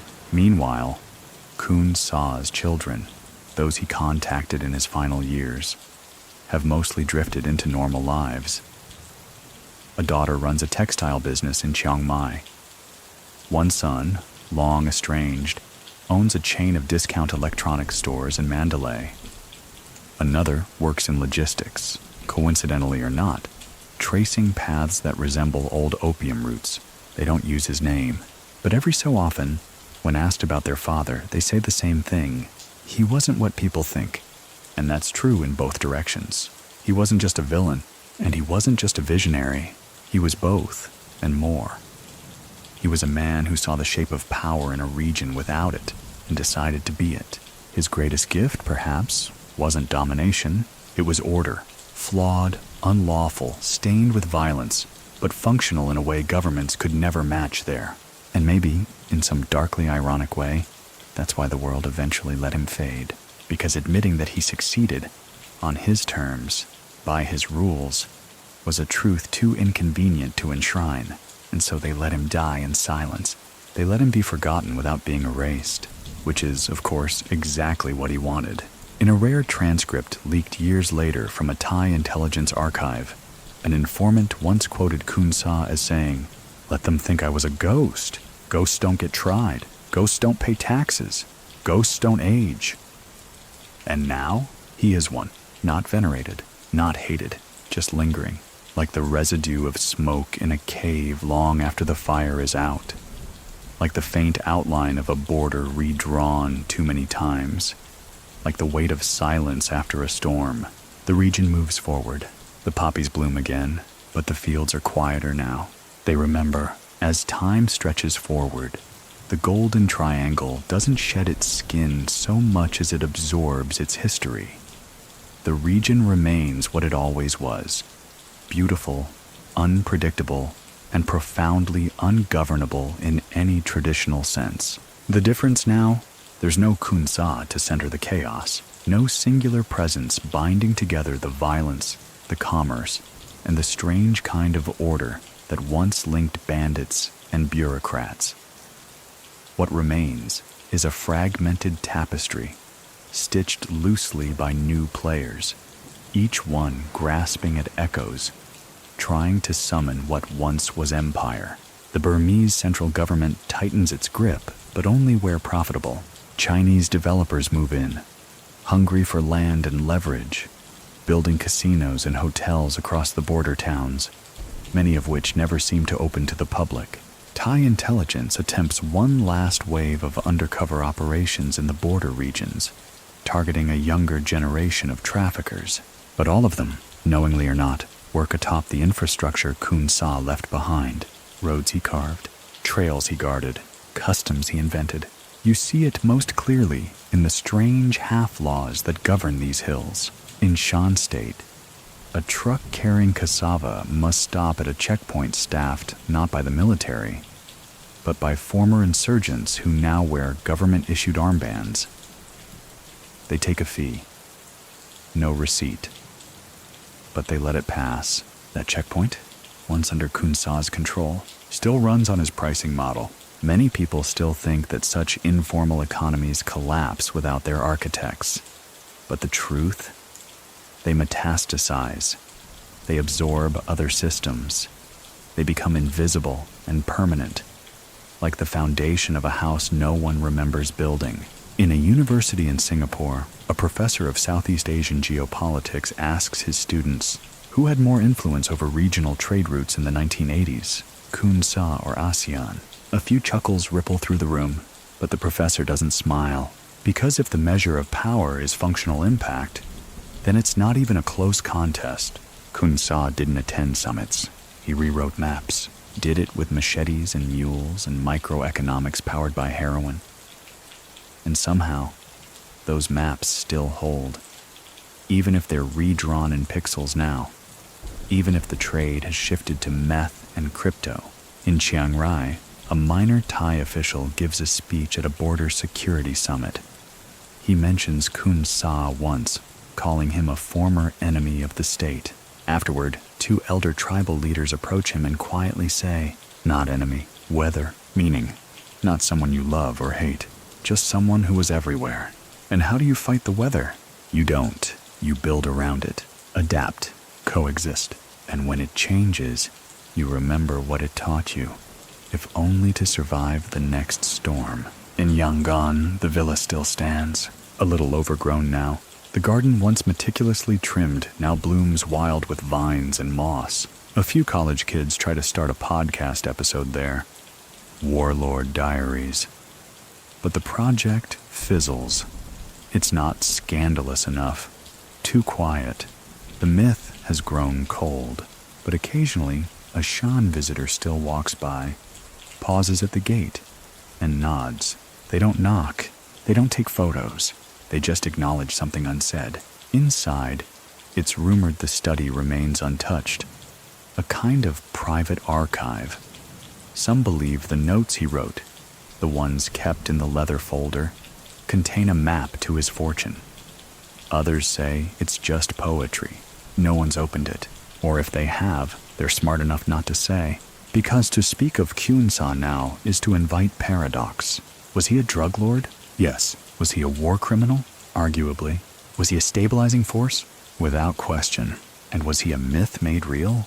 Well, that depends on what you believe about borders, about power, about whether legitimacy comes from elections or from being the only one who can get the rice delivered and the guns to stop firing. In the end, perhaps that's why the region never burned down after he left, because he didn't just vanish, he melted into the foundation. Now, his face might not be on walls, his name might not appear in textbooks, but the system? It's still running, just with new operators, new brands, new blood, but the same bones. And bones, as we know, don't need to speak. They just need to hold everything up. Years stretch into decades. The Golden Triangle becomes less of a headline and more of a case study, something discussed in policy rooms, written about in think tank white papers, referenced during sleepy university lectures. The heroin trade shifts focus globally. Fentanyl dominates in the West. Methamphetamines thrive across Southeast Asia. But still, every so often, Khun Sa's name resurfaces, like a ripple from a stone thrown long ago. A newly published memoir from a retired DEA agent includes a chapter titled "The One Who Got Away." It speaks of frustration, of decades chasing shadows through jungle heat, of being always one convoy too late, one informant too vague, one safe house too cold. But in the closing lines, the agent writes, he was never just a trafficker. He was a strategist in a place without blueprints, a general without a nation, yet with more discipline than most state armies. We didn't lose to him. We failed to match him. That admission stings, and yet it resonates, because by now, there's no reason to fear him, no active warrants, no more embassies whispering his name through encrypted channels. What remains is reflection, and reflection, stripped of politics, has a strange way of drifting toward clarity. Back in Shan State, a community center hosts a traveling exhibit, Hidden Histories of the Highlands. One corner quietly displays artifacts from the 1980s, tools used in processing raw opium, photos of men in fatigues, and a large topographical map marked with red string showing the once dominant smuggling trails. A child points to one line. "Who made that path?" he asks. His grandfather squints at the map. No answer, just a long, thoughtful look. Because some names are too heavy to hand to children, and some truths aren't about good or bad. They're about what was necessary in a world too fractured to offer clear choices. Many people still think that time erodes all power. But Khun Sa understood something else. If you bury yourself deep enough in the structure, you don't need memory. You become muscle memory. And that's what he is now, a reflex in the region, a twitch behind the eye of every border patrol commander, a ghost fingerprint on the ledger of every middleman with a silent partner in Laos, a pause in conversation when someone asks, "How did this all begin?" There's a small town, once part of his route, where the children play soccer on an abandoned airstrip. No one remembers who built it, but the runway is smooth, solid. It endures monsoon after monsoon, still usable, still carrying weight, like the man himself. And what of the people who once stood beside him? Many are gone. Some died in skirmishes, others faded into legitimate business. A few, remarkably, became minor politicians, quietly shaping policy in corners of Myanmar and Laos. None of them claim his legacy. But none of them disown it either, because what Khun Sa left behind wasn't just infrastructure. He left behind a template of autonomy, of fluidity, of adapting the rules when the rules didn't fit the terrain. It wasn't always moral. It certainly wasn't peaceful, but it was effective, and that effectiveness still haunts the region. Foreign aid workers in the area sometimes wonder aloud, why is this village still more organized than the town 30 miles away? Locals just smile and don't answer, because the answer, if spoken, would sound like a myth, and myths are safest when left unconfirmed.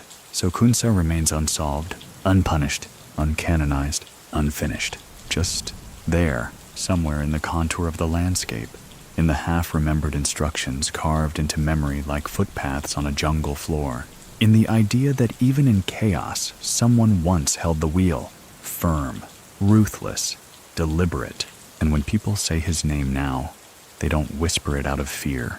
They say it like you might say rain season or harvest time, something inevitable, something cyclical, something that once was, and might never come again.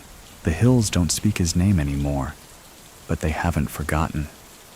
They just keep it under the soil, the way roots remember fires. A few years after Khun Sa's death, a filmmaker attempts to capture his story. The pitch is grand, an international co-production, multiple languages, sweeping drone shots over the Mekong, an aging warlord played by a famous actor in fatigues. But it never gets made. Too controversial, too vague, too hard to explain a man who didn't fit the frames of good or evil. One producer says it best during a meeting in Bangkok. He's not a character, he's a system. How do you film a system? So they shelve the project. The script becomes a footnote in a filing cabinet. But sometimes, parts of it leak into other things. A documentary here, a background figure in a crime drama there, an offhand line in a political thriller. He ran heroin like IBM ran servers. It gets a laugh, it gets forgotten, but the truth behind it lingers. Because Khun Sa didn't just smuggle drugs, he smuggled function into dysfunction. He took a region ignored by maps and made it speak in ledgers and contracts and calendars. Even now, a quiet gravity hangs over the territory he once ruled. Not law, not fear. Something subtler, design. Every bridge still leads somewhere logical. Every path still mirrors one of his old ones. You can almost sense the long-ago logic baked into the bends of the road. In Mong Sat, a former stronghold now used as a sleepy administrative center, an elder official still keeps a photo of Khun Sa in a desk drawer. Not displayed, just present. He says he doesn't believe in heroes, but sometimes, when bureaucracy stalls and tempers flare, he opens that drawer, glances once, and remembers a different kind of order. Not clean, but efficient. Not peaceful, but stable. Many people still think that the story ended when Khun Sa died. But those people don't understand how power works in places like this. It doesn't vanish. It gets quiet. It spreads thin. It embeds. He didn't want legacy in the way kings do. He wanted irreversibility, and he got it. Every major anti-narcotics agency in the region still teaches a case study named after him. Not as a warning, but as a lesson in systems management. Know your terrain, control the middlemen, distribute loyalty like opium, measured, addictive, irreplaceable. His fingerprints linger on treaties that never mention him. His logistics model gets plagiarized by traffickers who don't know his name. And somewhere, in an abandoned radio shack on a misty ridge near the Thai border, there's still a signal tower patched together with scrap metal and rust. No one uses it, but it's still standing, and it still works. Because Khun Sa didn't build for monuments, he built for weather. Structures that bend with the wind, that outlast empires, that hum even when no one's listening. So the Golden Triangle remains, quieter maybe, but still alive, still tangled, still operating.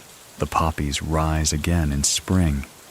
The children run along trails that once carried caravans. The mountains sleep under fog that remembers old names. And deep beneath it all, something waits. Not a person, not a memory, but an idea. That when the world forgot this place, he remembered it into structure. He, the general without a country, the trafficker who dressed like a statesman, the myth that built systems stronger than any truth. Khun Sa, the man who didn't need a monument because the border became his statue. So now, with the fires cooled and the rifles long silent, we find ourselves drifting from that carved corner of the world where jungle vines whisper secrets and every footpath holds the trace of purpose. The noise of conflict fades, the headlines lose their sharpness, and the story settles like ash, soft, weightless, but always present in the folds of memory. Close your eyes now, and imagine the slow turn of fog along the hills of Shan State, the distant hush of a market packing up for the night, a tea kettle boiling somewhere unseen, and beneath it all, a silence that doesn't erase, but remembers in its own way. Perhaps you hear footsteps on a dirt road. Perhaps it's just the wind. Perhaps there's no longer a general, but still the sense that someone once organized this chaos, if only briefly, into something that functioned. Let that thought stretch out now, like a road curving beyond the hill, where you don't need to see the destination to believe it's there. Breathe slower. Let the images dissolve, gently, with no rush, no judgments, no endings, just a sense of something once whole, now quietly fading into the hum of night. Because even the loudest men, the most powerful systems, eventually fall into stillness. And even in that stillness, their shadows offer shelter for those who remember, for those who never knew, and for those of us simply passing through. Rest easy now. You've walked far enough for one night.